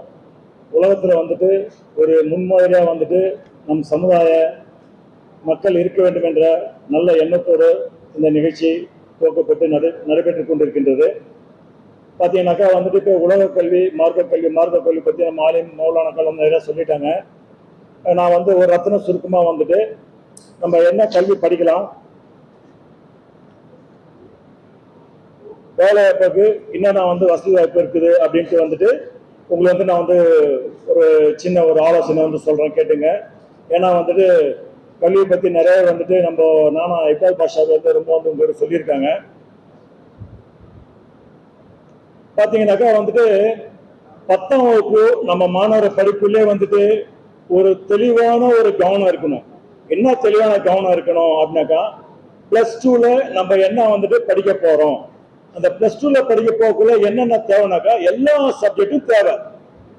சயின்ஸு, மேத்தமெட்டிக்ஸு, இங்கிலீஷு, லாங்குவேஜ் எல்லாமே என்ன பண்ணணும், நல்லபடியாக வந்து 10th வந்து நீங்கள் வந்து படிக்கணும். அதுக்கப்புறம் +2 எந்த குரூப் நீங்கள் எடுக்க போறீங்கன்னாக்கா அந்த குரூப் வந்து நீங்கள் ஸ்ட்ரென்தன் பண்ணிக்கணும். உதாரணத்துக்கு மேத்ஸ் குரூப் எடுக்க போறீங்கன்னாக்கா 10th மார்க்கு இங்கிலீஷில் மேத்தமெட்டிக்ஸில் நல்ல மார்க் வந்து நிறையா வந்துட்டு ஹை ஸ்கோர் பண்ணாக்கா நீங்கள் கேட்குற மேத்தமெட்டிக்ஸ் குரூப் கிடைக்கும். சயின்ஸ் குரூப் படிக்கணும்னாக்கா வந்துட்டு பியூர் சயின்ஸ் எடுக்கணும்னாக்கா வந்து சயின்ஸில் வந்துட்டு நிறையா மார்க் எடுத்தீங்கன்னா சயின்ஸ் குரூப் கிடைச்சிடும். இந்த சயின்ஸ் குரூப் நீங்கள் படிச்சீங்கன்னாக்கா என்ன பண்ணும், உங்களுக்கு வந்துட்டு பார்த்தீங்கன்னா +2க்கு அப்புறம் உயர்கல்வி பார்த்தீங்கன்னாக்கா வந்துட்டு நிறைய டிவிஷன் இருக்குது. என்னென்ன டிவிஷன் பார்த்தீங்கன்னாக்கா medical, engineering, art and science, law, agri, இந்த மாதிரி நிறைய டிவிஷன்ஸ் இருக்குது. இப்போ உதாரணத்துக்கு நீங்கள் இன்ஜினியரிங் எடுக்கணும் அப்படின்னாக்கா இங்கிலீஷ் அண்ட் மேத்தமெட்டிக்ஸில் வந்துட்டு ரொம்ப ஹைலைட்டாக நீங்கள் வந்து ஃபோக்கஸ் பண்ணி நிறையா மார்க் எடுத்து பண்ணீங்க அப்படின்னாக்கா இன்ஜினியரிங்கில் நீங்கள் சக்ஸஸ்ஃபுல்லாக நீங்கள் பண்ண முடியும். ஆனால் ஒன்று, எந்த ஒரு துறை நீங்கள் எடுத்து படித்தாலும் அது நல்லா படிச்சினாக்கா எல்லா துறையிலும் இன்னைக்கு காலகட்டத்தில் வந்து நல்ல ஸ்கோப் இருக்குது. உதாரணத்துக்கு சொல்ல போனாக்கா வந்துட்டு ஒரு அதிகார வர்க்கத்தில் வந்து பார்த்தீங்கன்னாக்கா நம்மளுக்கு இருக்கிற கோட்டாவே நம்ம வந்து பயன்படுத்துறது இல்லை. நம்ம சமுதாயத்தில் படிக்கிறோம், வெளிநாட்டுக்கு போயிடும், ஒரு பிசினஸ் பண்ணிடுறோம். பண்ணுங்க, எல்லாமே பண்ணுங்க, நல்லா படிச்சுட்டு பண்ணுங்க. இந்த கோட்டாவை ஒழுங்காக பயன்படுத்தி அதிகார வர்க்கத்துக்கு வரணும் அப்படின்னாக்கா நீங்க +2 முடிச்சுட்டு எனி டிகிரி முடிச்சுட்டு first group, second group, fourth group and அந்த டிஎன்பிஎஸ்சி எக்ஸாம் எல்லாமே வந்துட்டு அந்த யூபிஎஸ்சி, ஐஏஎஸ், ஐபிஎஸ் இந்த எக்ஸாம் எல்லாமே நீங்க படிச்சுட்டு அதிகார வர்க்கத்துல இன்னைக்கு இருக்கிற சூழ்நிலையில நம்ம சமுதாய மக்கள் அதிகமா யாருமே இல்லை. இது ரொம்ப ரொம்ப ரொம்ப ரொம்ப ரொம்ப மிகவும் வருத்தப்படக்கூடிய விஷயமாக இருக்கின்றது.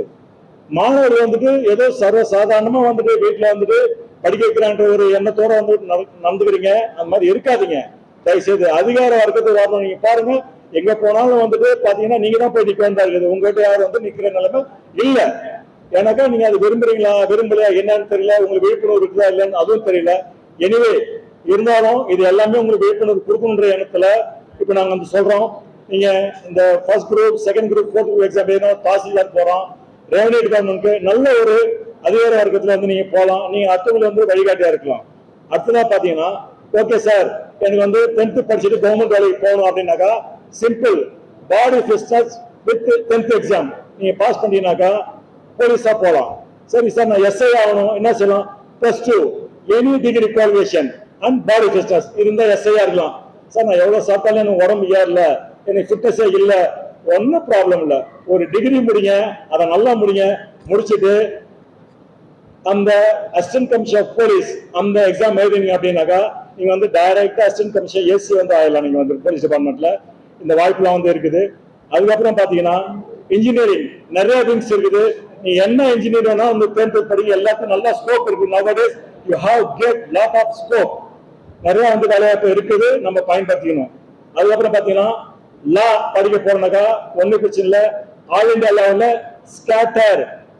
கிளாட்டர் அப்படின்ற ஒரு எக்ஸாம் இருக்குது. அது நீங்க எழுதினீங்கன்னாக்கா வந்துட்டு ஈஸியா கவர்மெண்ட் காலேஜ் தமிழ்நாடுல பாத்தீங்கன்னாக்கா லா காலேஜ் லால வந்து அதிகமா யாரும் போறதில்லை. நம்ம வந்துட்டு இப்ப கொஞ்சம் கொஞ்சமா தான் போறாங்க, இன்னும் நிறைய பேர் போகணும். லால ஜட்ஜெல்லாம் வந்து அதிகமான பேர் இல்ல, நம்ம சிறுபான்மை சமூகத்தில் நிறைய பேர் இல்ல.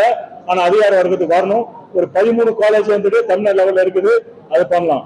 அதுக்கப்புறம் பாத்தீங்கன்னா இஸ்ரோ, அவர் இக்பால் நான் சொன்ன மாதிரி வந்து இஸ்ரோ வந்து நல்லா பயன்படுத்திங்க. ஒவ்வொரு எம்பிக்கும் 2 கோடி ரூபாய் இருக்குது. அவங்க வந்துட்டு அந்த மாணவர் வந்துட்டு இலவசமா படிக்க வைக்கலாம். இதுக்கு நீங்க என்ன பண்ணணும், +2ல 10th +2ல கெமிஸ்ட்ரி, பிசிக்ஸ் அண்ட் மேத்தமெட்டிக்ஸ் இதுல 65% எடுத்தீங்க அப்படின்னாக்கா 4 வருஷம் படிப்ப எம்பியோட நிதியில வந்துட்டு நீங்க வந்து படிக்கலாம். நம்மளுடைய சமுதாய மக்கள் வந்து இஸ்ரோல வந்துட்டு ரொம்ப வந்துட்டு கம்மியா இருக்காங்க, ரொம்ப கம்மியா இருக்காங்க. அதால வந்து இஸ்ரோல விஞ்ஞானத்துல வந்து கவனம் செலுத்தி பண்ணணும். பாத்தீங்கன்னாக்கா உலக கல்வி ஏன் தேவை அப்படின்னு பாத்தீங்கன்னாக்கா அல்லாவே ரசூலுல்லாஹ் வந்து சொல்லியிருக்கான், ரப்பி ஜித்னி இல்மா, யா ரசூலே கல்வி அறிவை பத்தி கல்வி ஞானத்தை பத்தி எனக்கு வந்துட்டு நிறைய வந்து கொடுங்க அப்படின்ட்டு துஆவை வந்துட்டு அதிகமா கேளுங்கட்டு அல்லாவே ரசூலுக்கு வந்து வழிகாட்டிருக்கான். அது இல்லாம இன்னைக்கு இருக்கிற மாணவர்கள் இளைஞர்கள் எப்படி இருக்கீங்கன்னாக்கா தாய் தந்தையை வந்துட்டு அதிகமா வந்துட்டு அவங்க சொல்றதை கேட்காம ஏனோ தானு இருக்கீங்க. அந்த மாதிரி இருக்காதீங்க. அவங்க சொல்றாங்கனாக்கா உங்களுடைய நலன்ல ரொம்ப அக்கறை கொண்டு தான் வந்து சொல்றாங்க. எப்படின்னு சொன்னாக்கா அபூபக்கர் சித்திக் ரலியல்லாஹு தஆலா அன்ஹு அவர் வந்துட்டு கலிஃபா வாழ்க்கைக்குள்ள தினமும் சுபூ தொழுதுட்டு உடனே பள்ளி விட்டு வெளியேறி ஒரு வீட்டுக்கு போவாங்க. இதை வந்து உமர் ரலியல்லாஹு தஆலா வந்து பார்த்துட்டு இருக்காங்க, என்ன தினமும் வந்து தொழுதுட்டு விரைவாக வந்து செல்கிறாரு, எங்க போறான்னு போய் பார்த்தா அவங்க தாய் வசிக்கிற வீட்டுக்கு வந்து போறாங்க. போயிட்டு என்ன பண்றாங்க, வீடுலாம் சுத்தம் பண்ணி அவங்க சமையல் செஞ்சுட்டு வச்சுட்டு அபூபக்கர் சித்திக் வந்து வந்துடுறாங்க. வந்த உடனே இதை வந்து உமர் ரலியல்லாஹு ஒரு நாள் பார்த்துறாங்க. காலம் கடந்து போயிட்டு ஒரு நாள் அபூபக்கர் சித்திக் ரலியல்லாஹு தஆலா மௌத்தாயிடுறாங்க. மௌத்தான உடனே உமர் ரலியல்லாஹு பார்த்தா இல்லைங்களா, அவருக்கு வந்து அவங்க தாய்க்கு வந்து பணிவிடை செஞ்சது. சரி இதை நம்ம போய் செய்வோம் அப்படின்ட்டு என்ன பண்ணிருக்காரு, போயிட்டு சுத்தம் பண்ணிட்டு வீடு சுத்தம் பண்ணிட்டு அவங்க வந்து உணவெல்லாம் சமைச்சு கொடுத்துட்டு வெளியேறும்போது அபூபக்கர் சித்திக் ரலியல்லாஹு தஆலா தாய் என்னன்னா, யா உமரே நில்லுங்க, எங்க உங்களுடைய நண்பர் அபூபக்கர் சித்திக் ரலியல்லாஹு தஆலா வந்துட்டு மௌத்தாயிட்டாருங்களா அப்படின்னு ஒண்ணு. இவங்களுக்கு வந்து கண் பார்வை தெரியாது, எப்படி வந்துட்டு இவங்க வந்துட்டு கரெக்டா வந்து கேட்கறாங்க, யாரும் சொல்லவும் இல்லை, உங்களுக்கு எப்படி கேட்கறாங்க அது கேட்கல. உங்களுக்கு எப்படி தெரியும் கேட்டவொன்னு, யா உமரே என்னுடைய மகனார் அபூபக்கர் சித்திக் ரலியல்லாஹு தஆலா பேச்சம்பத்தை கொடுத்துக்குள்ள அந்த கொட்டையை நீக்கிட்டு கொடுப்பாங்க, நீங்க அந்த பேச்சம்பத்தை கொட்டையை நீக்காம நீங்க வந்து கொடுத்துட்டீங்க, அதை வச்சுதான் வந்து கண்டுபிடிச்சேன் அப்படின்னு. அப்போ அந்த காலத்துல வந்துட்டு தாய்க்கு வந்துட்டு எந்த அளவு பணிவிடை செஞ்சிருக்காங்க. அல்லாவே சொல்லியிருக்கான், தாயின் காலடியில் வந்து சொர்க்கத்திற்கு. அதால தாய் தந்தையோட அவங்கள வந்துட்டு அன்பா இருங்க, சீன்குற ஒரு வார்த்தை சொல்லாதீங்க அப்படின்னு கேட்டுக்கொண்டு இந்த வாய்ப்பை வந்து நீங்க பயன்படுத்தி வந்து மிக்க மிக்க நன்றி. இந்த விழா இந்த நிகழ்ச்சி நடத்துறது வந்துட்டு அனுமதி வழங்கிய அனைத்து நிர்வாகிகளுக்கும் மிக்க நன்றி தெரிவிக்கொண்டு வாக்குறப்பான அலந்தர் அபிராமி அஸ்ஸலாமு அலைக்கும் வரஹ்மத்துல்லாஹி வபரகாத்துஹு. அடுத்ததாக ஒரு சில நிமிடங்கள் வந்துட்டு இந்த பாண்டிச்சேரி இருக்கிறதால நம்ம இங்க இருக்கிறதால வந்துட்டு பிரெஞ்சு மொழி வந்துட்டு அதனுடைய பலன் என்ன, அதை வந்து நம்ம வந்து என்னென்ன ஸ்கோப் இருக்கு ஒரு நிமிடம் வந்து முகமது சல்மான் அவர்கள் வந்து உங்களுடைய வந்து பேச வந்திருக்காங்க. வாங்க முகமது சல்மான் அவர்கள்.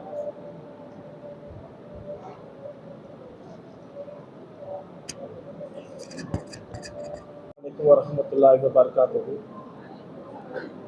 எனக்கு ஒரு 2 நிமிஷம் கொடுத்தா போதும். நான் உங்களுக்கு வந்து ஒரு போர்ஃபுல்லான டாக் மாதிரி இல்லாமல் ஒரு இன்ட்ரெஸ்டிங்காக கொண்டு போகிறேன், கொஞ்சம் கவனிங்க.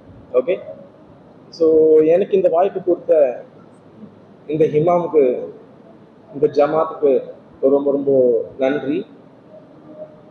அதுக்கப்புறம் நான் பேசக்கூடிய விஷயம் என்ன அப்படின்னு பார்த்தீங்கன்னா, ஃபர்ஸ்ட் நான் என்ன அறிமுகப்படுத்திக்கிறேன். Je m'appelle Salman, j'ai 23 ans, je suis indien, je peux parler 5 langues, ce sont Tamil, anglais, français, hindi et urdu. இப்போ நான் பேசின விஷயம் உங்களுக்கு புரியுதா புரியலையாங்கிறது தெரியல. ஆனால் உங்களில் 1000ல் ஒருவன் இல்லைன்னா 100ல் ஒருவனா நான் ஒரு பர்சனா இருப்பேன். ஏன் அப்படின்னு பாத்தீங்கன்னா, இங்க இருக்கக்கூடிய நிறைய பேர் வந்து தமிழுக்கோ ஆங்கிலத்துக்கோ நம்ம நிறைய வந்து ப்ரிஃபரன்சஸ் கொடுக்குறோம். பட் வெளிநாட்டு மொழி, அதாவது பிரெஞ்சு, ஜெர்மன், ஜாப்பனீஸ் இந்த மாதிரியான மொழிகளுக்கு இப்ப இருக்கக்கூடிய நிறைய கம்பெனிஸ் பாத்தீங்கன்னாக்கா ப்ரிஃபரன்ஸ் கொடுக்குறாங்க. இப்போ நீங்க பாத்தீங்கன்னா, இப்போ நானும் இன்கேஸ் உங்களை மாதிரி பிகாம் இல்ல வேற ஏதாவது படிச்சிருந்தேன்னு வைங்களேன், எனக்கு வந்து ஒரு ஸ்கோப் கிடைச்சிருக்காது. இந்த வயசுல எனக்கு இப்ப வயசு பார்த்தீங்கன்னா 23 வயசு. இத்தனைக்கும் நான் பாத்தீங்கன்னாக்கா ஒரு காலேஜ்ல ஒரு ப்ரொஃபஸரா நான் இருக்கேன். அது வந்து ஒரு சாதாரண விஷயமா அப்படின்னு பாத்தீங்கன்னாக்கா, ஒரு 23 வயசு பையனுக்கு பாத்தீங்கன்னாக்கா ஒரு பெரிய விஷயம்தான். இப்பெல்லாம் நம்ம பார்க்கும்போது வந்து காம்படிஷன் அப்படிங்கிறது நீங்க நினைக்கிற மாதிரி சின்னதா இல்லைங்க. நான் மறுபடியும் சொல்றேன். ஸோ நம்ம யங்ஸ்டர்ஸ் நீங்க கொஞ்சம் வந்து ரொம்பவே கவனத்தை கொடுக்கணும். இப்ப இருக்கக்கூடிய காம்படிஷன் நீங்க நினைக்கிற மாதிரி சாதாரண காம்படிஷன் இல்லை, ரொம்ப ரொம்ப மோசமாயிடுச்சு. அதனால நீங்க இன்கேஸ் ஃபியூச்சர்ல நீங்க செலக்ட் பண்ணக்கூடிய படிப்பு, இப்ப நிறைய பேர் வந்து ஏதோ படிப்புலாம் சொல்லியிருந்தாங்க, நானும் கேட்டிருந்தேன். அந்த ஆர்டிஃபிஷியல் இன்டெலிஜென்ஸ், அப்புறம் டேட்டா, இந்த மாதிரி நிறைய விஷயங்கள் சொன்னாங்க. எவ்வளவு படிச்சாலும் நான் மறுபடியும் சொல்லக்கூடிய ஒரே விஷயம் தான், நானும் ஸ்கூலுக்கு போறேன், நானும் காலேஜுக்கு போறேன், நானும் கிளாஸ்க்கு போறேன்னாக்கா படிச்சிடுமா அப்படின்னாக்கா கண்டிப்பா படிக்க மாட்டோம். மறுபடியும் சொல்லக்கூடியதுதான், நம்ம எங்க போனாலும் படிப்போமா அப்படின்னாக்கா படிக்க மாட்டோம். ஆனா நீங்க எப்படி அந்த விஷயத்தை கத்துக்கிறீங்க அப்படிங்கிற ஒரு கான்செப்ட் தான். நீங்க ஏதாவது ஒரு விஷயத்துக்கு போனாலும் ஏன் கத்துக்கிறேன், எதுக்கு கத்துக்கிறேன், எப்போ யூஸ் பண்ண போறேன், இந்த 3 கேள்வி உங்களுக்குள்ள நீங்க எதுக்கு வச்சிருந்தீங்கன்னாக்கா சூப்பரா நீங்க எங்க இருந்தா நீங்க வந்து ஓவர் கம் பண்ணிடுவீங்க. இப்ப நீங்க இங்க வந்திருக்கீங்க, இப்ப இந்த குழுவோட மீட்டிங்காக வந்திருக்கீங்க. வந்ததுல நீங்க வெறும் வந்து அப்படி நான் வந்தேன்ப்பா உக்காந்தப்பா போனப்பாங்கிற கான்செப்ட் இருந்தீங்கன்னாக்கா சத்தியமா சொல்றேங்க, இப்ப இருக்கிற ஜென்ரேஷன்ல வேஸ்ட். வந்ததுக்கு நான் இந்த விஷயம் 1 2 3 இந்த 3 விஷயம் நான் கத்துக்கிட்டேனாக்கா அது எவ்வளவு நம்ம சக்சஸ் ஆகும். ஸோ அதனால டைம் வேஸ்ட் பண்ணாதீங்க, நல்லா பண்ணுங்க. அதே மாதிரி நான் பிரெஞ்சு ப்ரொஃபஸரா இருக்கேன், ஒரு 5 வருஷமா நான் இருக்கேன். உங்களுக்கு பிரெஞ்சு சம்பந்தப்பட்ட விஷயங்கள் ஏதாவது வேணும்னாக்கா தயவு செய்து கான்டாக்ட் பண்ணுங்க. நான் இருக்கிற வரைக்கும் நான் உங்களுக்கு கண்டிப்பா ஹெல்ப் பண்ணுவேன். ஏன்னா இப்ப எனக்கு இருக்கிற ஸ்கோப்பு நான் அடுத்த லெவல்ல வந்து மூவ் ஆன் பண்றேன். அதுல வந்து நான் உங்களுக்கு ஹெல்ப் பண்றதுல எனக்கு வந்து எந்த ஒரு தயக்கப்படக்கூடிய விஷயமும் எதுவும் இல்லை. கண்டிப்பா நான் உங்களுக்கு ஹெல்ப் பண்றேன். மறுபடியும் சொல்றேன், எந்த விஷயம் வேணாலும் கத்துக்கோங்க. பிகாம் கத்துறீங்களா கத்துக்கோங்க, இங்கிலீஷ் கத்துக்கலாம் கத்துக்கோங்க, இல்ல எந்த படிப்பானாலும் எடுங்க. இப்ப அக்ரிகல்ச்சர் நீங்க எடுத்தாலும் நான் ஒரே விஷயம் தான், இங்கிலீஷ்லயே கத்துக்காதீங்கன்னு தான் நான் சொல்லுவேன். வேற நாட்டு மொழியில நீங்க கத்துக்கோங்க, அதோட வருமானம் நீங்க நினைக்கிறத விட டபுள் ட்ரிபிள் மடங்கா மாறும். இது நான் சொல்லுங்க, இப்ப இருக்கிற ரிசர்ச். எந்த கம்பெனிக்கு போனாலும் நீ இங்கிலீஷ் பேசுவியா, என்கிட்ட ஆளுங்க இருக்கு. தமிழ் பேச என்கிட்ட ஆளுங்க இருக்கு. ஆனா பிரெஞ்சு, ஸ்பானிஷ், ஜெர்மன் அப்படின்னு நீங்க பல வேற ஒரு மொழி பேசுங்களேன், கண்டிப்பா 100ல் ஒருவன்ல உங்களை தான் ஃபர்ஸ்ட் ப்ரிஃபரன்ஸ் கொடுத்து எடுப்பாங்க. இங்க இருக்கிற பேரண்ட்ஸ் நான் ஒரே ரெக்வஸ்டா வைக்கிறேன், உங்க பையன் தமிழ் இங்கிலீஷ் எவ்வளவு சூப்பரானாலும் பேசட்டும், ஆனா அவனுக்கு ஏதாவது ஒரு வாய்ப்பு கொடுத்து அவனுக்கு அடுத்த லெவல மாத்துறதுக்கு ஒரு வெளிநாட்டு மொழியை கத்துக் கொடுங்க. இப்ப ஜென்ரேஷன்ல மறுபடியும் சொல்லக்கூடிய விஷயம் தான், சாதாரண ஜென்ரேஷன் இல்ல, இது ரொம்ப மோசமாகுது. இப்ப இருக்கிற சின்ன பசங்களை பாத்தீங்கன்னாக்கா பயங்கரமா டெவலப் ஆகுறாங்க. ஆனா நம்ம தீன்ல டெவலப் ஆகிறோமா அப்படின்னாக்கா அது கொஸ்டின் மார்க்கா தான் இருக்கு. ஏன்னா இப்ப நிறைய பேர் சொன்ன மாதிரிதான், இந்த நடிகர் இந்த கிரிக்கெட்டர் அப்படிங்கிற நோக்கத்தை தான் போறமே தவிர இந்த தீனுங்கிற கான்செப்ட்ல நம்ம வர மாட்டோம். இன்ஷால்லா நம்ம அதுவும் நம்ம பண்ணுவோம் வரக்கூடிய காலத்துல. அதுக்கான துவாவை நம்மளும் கேட்போம். சோ இந்த வாய்ப்பை விட்டுறாதீங்க. மறுபடியும் சொல்றேன், ஒரு வெளிநாட்டு மொழி கத்துக்கோங்க. அது பிரெஞ்சு தான் சொல்லி இல்ல, பிரெஞ்சுக்கு நான் உங்களுக்கு ஹெல்ப் பண்றேன். எவ்வளவு வேணா ஹெல்ப் பண்ண நான் ரெடி.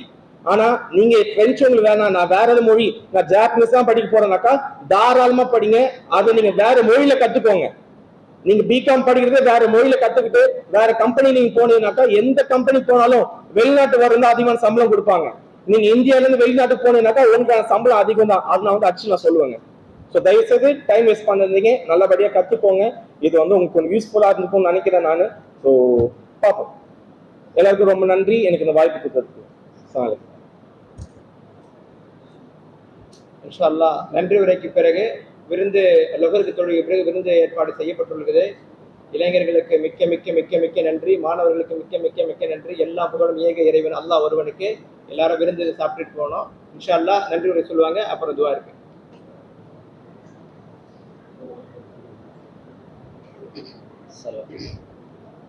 அஸ்ஸலாமு அலைக்கும் வரஹ்மத்துல்லாஹி வபரகாத்துஹு.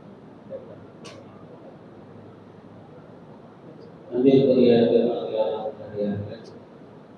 நமக்கு முன்னால் சகோதரர் அவர்கள் படிப்பு சம்பந்தமான ஒரு யூஸ்ஃபுல்லான ஒரு தகவலை செய்திருக்கிறார்கள். எனவே இந்த ஜெனரேஷன் போட்டிகள் நிறைந்த ஒரு ஜெனரேஷன். எனவே உங்களுடைய தேர்வு எதில் உங்களுக்கு தனித்துவமாக நீங்கள் காட்ட முடியுமோ அதில் சிறந்து விளங்கக்கூடிய ஒரு வாய்ப்பை பயன்படுத்தினார்கள் என்று சொல்லியிருக்கிறார்கள். எனவே அதை நான் கையில் எடுத்துக்கொண்டு நான் கூட கேட்டுக்கொள்கிறேன். ஜஸாக்குமுல்லாஹ் அஹ்ஸனல் ஜஸா. அல்லாஹ் தஆலா அவருக்கு சிறந்த நன்மையை வழங்குவார்கள். அடுத்தபடியாக இந்த விழா கடைசி முடியக்கூடிய தருவாயில் இருக்கிறது. எனவே கடைசியாக நன்றிகளை இந்த ஆன்மீக வழிகாட்டுதலுடைய வேதாளத்தினுடைய நகரத்தினர்களாக இருக்கக்கூடிய செல்வி தப்புத்தொகை அவர்கள் நன்றிகளை சொல்வார்கள். அதைத் தொடர்ந்து இன்ஷா அல்லாஹ் வணக்கத்துடன் இன்ஷா அல்லாஹ் தொழுகை இன்ஷா அல்லாஹ் முகருடைய தொழுகை 1:10 நடைபெறும். அது முடிந்ததற்கு பின்னால் இன்ஷா அல்லாஹ் அனைவருக்கும் விருந்து ஏற்பாடு செய்யப்பட்டிருக்கிறது. எனவே ஜமாத்தார்கள் மாணவர்கள் அனைவரும் அவர்கள் விருந்து கலந்து கொண்டு உணவருந்து வீட்டு செல்லுமாறு என்போடு கேட்டுக்கொள்கிறோம். அஸ்ஸலாமு அலைக்கும் வரஹ்மத்துல்லாஹி வபரகாத்துஹு. மாணவர்கள் மற்றும் இளைஞரை விடுப்பு நிகழ்ச்சிக்கு வந்து கலந்து கொண்ட பள்ளிவாசலி தலைவர், பொருளாளர், உபத்தலைவர் மற்றும் மீராப்பள்ளி இமாம், புத்தப்பள்ளி இமாம் பஷீர் மௌலானா அவர்கள் மற்றும் மாணவர்கள் மற்றும் இங்கே கலந்து கொண்ட ஜமாத்தார்கள் அனைவருக்கும் ஜஸாக்கல்லாஹ் கைரன் கசீரா என்று நன்றி கூறி விடைபெறுகிறேன். அனைவரும் தொழுகை முடிந்த பின் உணவுண்டு செல்லுமாறு மிக தாழ்மையோடு கேட்டுக்கொள்கிறேன். நன்றி நன்றி நன்றி. மற்றும் இந்த விழாவிற்கு உணவு மற்றும் juice, samosa, vada and tea உணவிற்காக பணம் வழங்கிய அனைத்து நல்லுணங்களுக்கும் ஜஸாக்கல்லாஹ் கைரன். உடல் உழைப்பு வழங்கிய அனைவருக்கும் ஜஸாக்கல்லாஹ் கைரன் கசீரன். அஸ்ஸலாமு அலைக்கும் வரஹ்மத்துல்லாஹி வபரகாத்துஹு.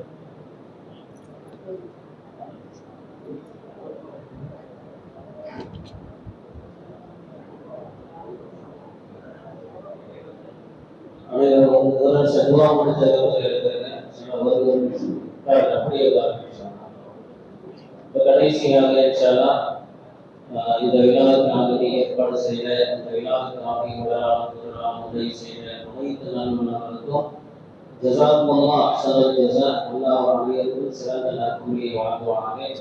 அடுத்தபடியாக இந்த விழாவிலே மரியாதைக்குரிய பள்ளிவாசலுடைய நிர்வாகத்தினர்கள், அதே போல முக்கிய பிரமுகர்கள் எல்லாம் கலந்து கொண்டிருக்கிறார்கள். எனவே நாம் நம்முடைய பொறுத்து அல்லாஹ் சொல்றார், பெருமானா ஸல்லல்லாஹு அலைஹி வஸல்லம் சொல்வது போல குல்லுக்கும் ராஹி வ குல்லுக்கும் மஸ்ஊலுன் அன் ராஹியத்திஹி. உங்களில் ஒவ்வொருவர்களும் பொறுப்புதாரிகள், உங்களுடைய பொறுப்புகளை பற்றி நாளை விசாரணை செய்யப்படும் என்பதாக பெருமானா ஸல்லல்லாஹு அலைஹி வஸல்லம்.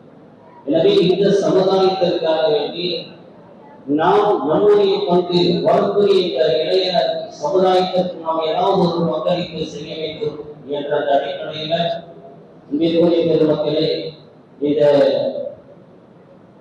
ஆன்மீக வழிகாட்டுதல் குழுமத்தினுடைய சார்பாக ஒரு கோரிக்கையாக இந்த சமூகத்திற்கு நாம் எடுத்துள்ளோம்.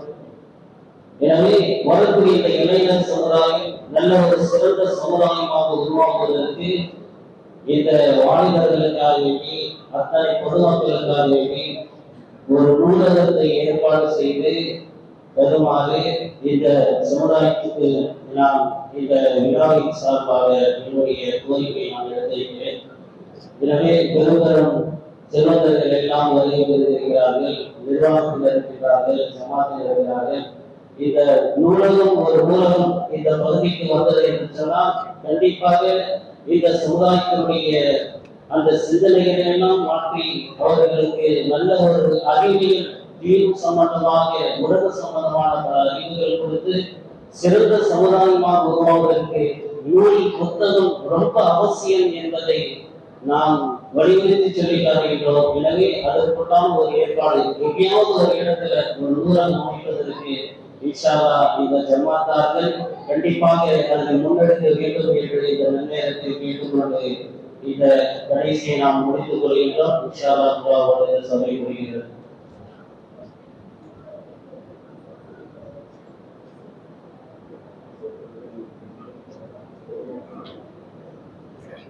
ஹஸ்ரத்துடைய வேண்டுகோளுக்கு என்னங்க ஏற்ப இன்ஷா அல்லாஹ் அந்த நூலகம் மிக விரைவில் திறப்பதற்கான முயற்சிகளை இந்த ஆன்மீக வழிகாட்டுதல் குழுமம், பாண்டிச்சேரி அசோசியேஷன், எலக்ட்ரிசி இவை அனைத்தும் ஒன்றிணைந்து ஜமாத்தார்களுடைய சீர்திருத்தமான பெரும் ஆற்றல் கொண்டு செயல்படும். அதற்கு முக்கியமான பொறுப்பு வகிக்கக்கூடியவர் நமது முன்னாள் கவுன்சிலர் தனிலண்ணன் அவர்களும் முயற்சி செய்வார். ஹஜ் கமிட்டி உறுப்பினர் நமது பாப்ஜி ராணா அவர்கள் அனைவரும் சார்பாக அந்த முயற்சி எடுக்கப்படும் என்பதை மகிழ்ச்சியோடு தெரிவித்துக் கொள்கிறோம். இன்ஷா அல்லாஹ் எல்லா புகழும் இறைவனுக்கு. எல்லாருக்கும் ரொம்ப நன்றி நன்றி நன்றி. ஜமாத்தார்களுக்கெல்லாம் நன்றி, கோடான நன்றி. அடுத்த ப்ரோக்ராம் இன்ஷா அல்லாஹ் குதுவா பள்ளியில ப்ரோக்ராம் திட்டப்படும் இன்ஷா அல்லாஹ். எல்லா புகழும் அல்லாஹ்வுக்கு. எல்லாருக்கும் மிக்க மிக்க மிக்க நன்றி. நாமெல்லாம் ஒண்ணுதான். இன்னைக்கு எல்லாருக்கும் எப்போ எது இருந்தாலும் இன்ஷா அல்லாஹ் நாமெல்லாம் ஒண்ணா நிற்போம். எல்லாரும் ஒண்ணுதான். நாமெல்லாம் ஒரு படையா இருப்போம் இன்ஷா அல்லாஹ். சமுதாயத்துக்காக உழைப்போம், உயர்வோம், வாழ்வோம். நாரை தக்பீர், அல்லாஹ் Akbar.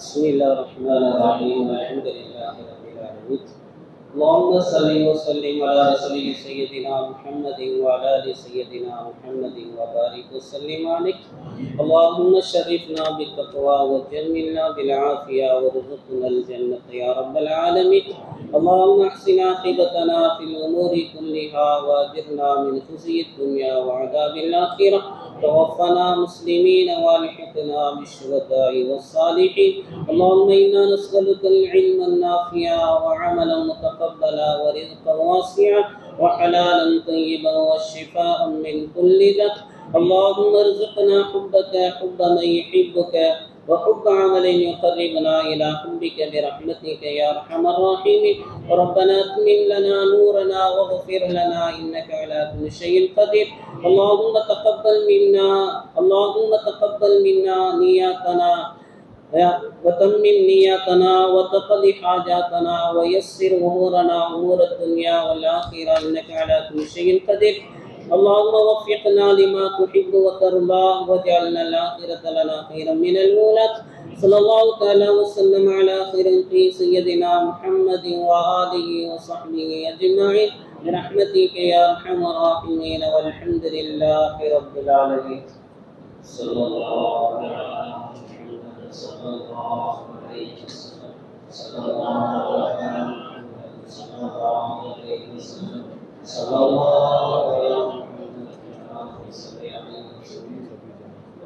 عليكم ورحمة الله وبركاته. Selama umat itu boleh menikah, boleh sedikit dari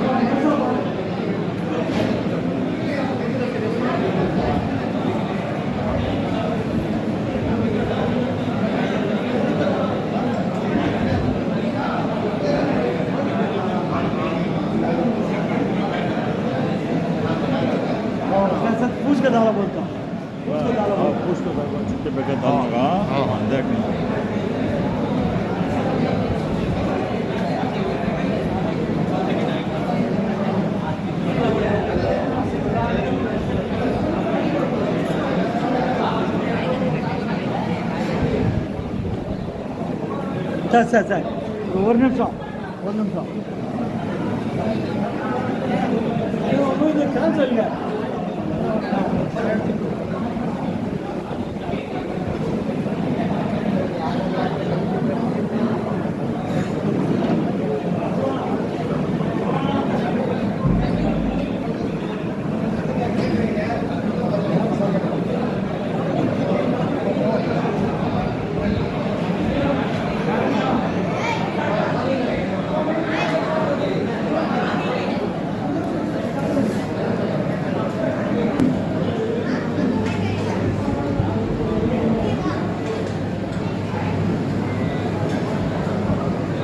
இந்த வீடியோ போட்டுரும். ஏன்னா ஆசை சாப்பிடலன்னு சொல்லிட்டாங்க, நம்ம என்ன செய்யுது.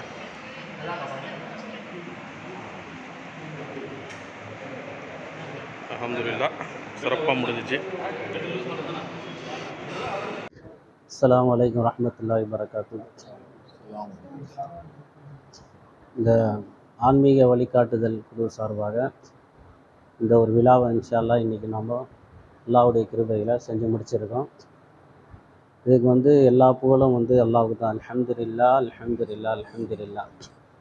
இந்த விழாவை வந்து முழுமையாக சீரும் சிறப்பமாக நடத்தி நம்முடைய முயற்சி மட்டும்தான், நான் முழு உதவியும் அல்லாஹ் தான் என்ன செஞ்சுருக்கேன், இதை நடத்தியிருக்கான்.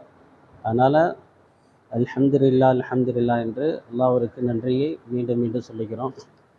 அடுத்து யார் லைன் ஷக்கர்தும் லஸீதன்னக்கும் என்ற குர்ஆனுடைய அடிப்படையில் யார் அல்லாஹ்விற்கு நன்றி செலுத்துகின்றார்களோ அல்லாஹ் மேலும் அதிகப்படுத்துகிறான் அப்படின்ற குர்ஆனுடைய அடிப்படையில் நாம் அல்லாஹ்விற்கு நன்றி செலுத்துகின்ற பொழுது இன்ஷா அல்லாஹ் இன்னும் இந்த வழிகாட்டுதல் ஆன்மீக வழிகாட்டுதல் குழுமம் இன்னும் அதிகமாக நிறைய பல சேவைகள் செய்து இஸ்லாத்திற்காக வேண்டி மக்களுக்காக வேண்டி நிறைய பல சேவைகள் செய்து அல்லாஹ்வுடைய அருளை பெறக்கூடிய ஒரு தௌஃபீக் அல்லாஹ் தஆலா நம் அனைவருக்கும் தந்த அருள் புரியணும்.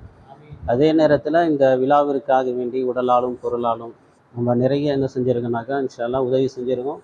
அதற்கெல்லாம் அல்லாஹ் தஆலா ஒரு சிறந்த நற்கூலியை ஆகிரத்தில் கண்டிப்பாக இன்ஷா அல்லாஹ் நமக்கு தருவான். ஜஸாக்குமுல்லாஹ் அஹ்சனுல் ஜஸா. சிறந்த நற்கூலியை அல்லாஹ் உங்கள் அனைவருக்கும் அல்லாஹ் தந்த அருள் புரிவானாக. ஆமீன் ஆமீன் யா ரப்பல் ஆலமீன். பிஸ்மில்லாஹிர் ரஹ்மானிர் ரஹீம். அல்ஹம்துலில்லாஹி ரப்பில் ஆலமீன். اللهم صل وسلم على رسولك سيدنا محمد وعلى ال سيدنا محمد وبارك وسلم عليه. اللهم شرفنا بالتقوى وجملنا بالعافية وارزقنا الجنة يا رب العالمين. اللهم ارزقنا علم التوحيد وعمل الإخلاص وحسن الخاتمة. اللهم يسر أمورنا أمور الدنيا والآخرة إنك على كل شيء قدير. اللهم تمم نياتنا وتقضي حاجاتنا وتشفي أمراضنا ويسر أمورنا أمور الدنيا والآخرة إنك على كل شيء قدير. رب اجعلني مقيم الصلاة ومن ذريتي ربنا وتقبل دعاء. ربنا آتنا في الدنيا حسنة وفي الآخرة حسنة وقنا عذاب النار. ربنا اتمم لنا نورنا واغفر لنا إنك على كل شيء قدير. ربنا وآتنا ما وعدتنا على رسلك ولا تخزنا يوم القيامة إنك لا تخلف الميعاد. صلى الله تعالى وسلم على خير خلقه سيدنا محمد وآله وصحبه أجمعين برحمتك يا أرحم الراحمين والحمد لله رب العالمين. صلى الله على محمد صلى الله عليه وسلم. صلى الله على محمد صلى الله عليه وسلم. صلى الله على محمد يا رب السلام عليكم. السلام عليكم ورحمة الله وبركاته.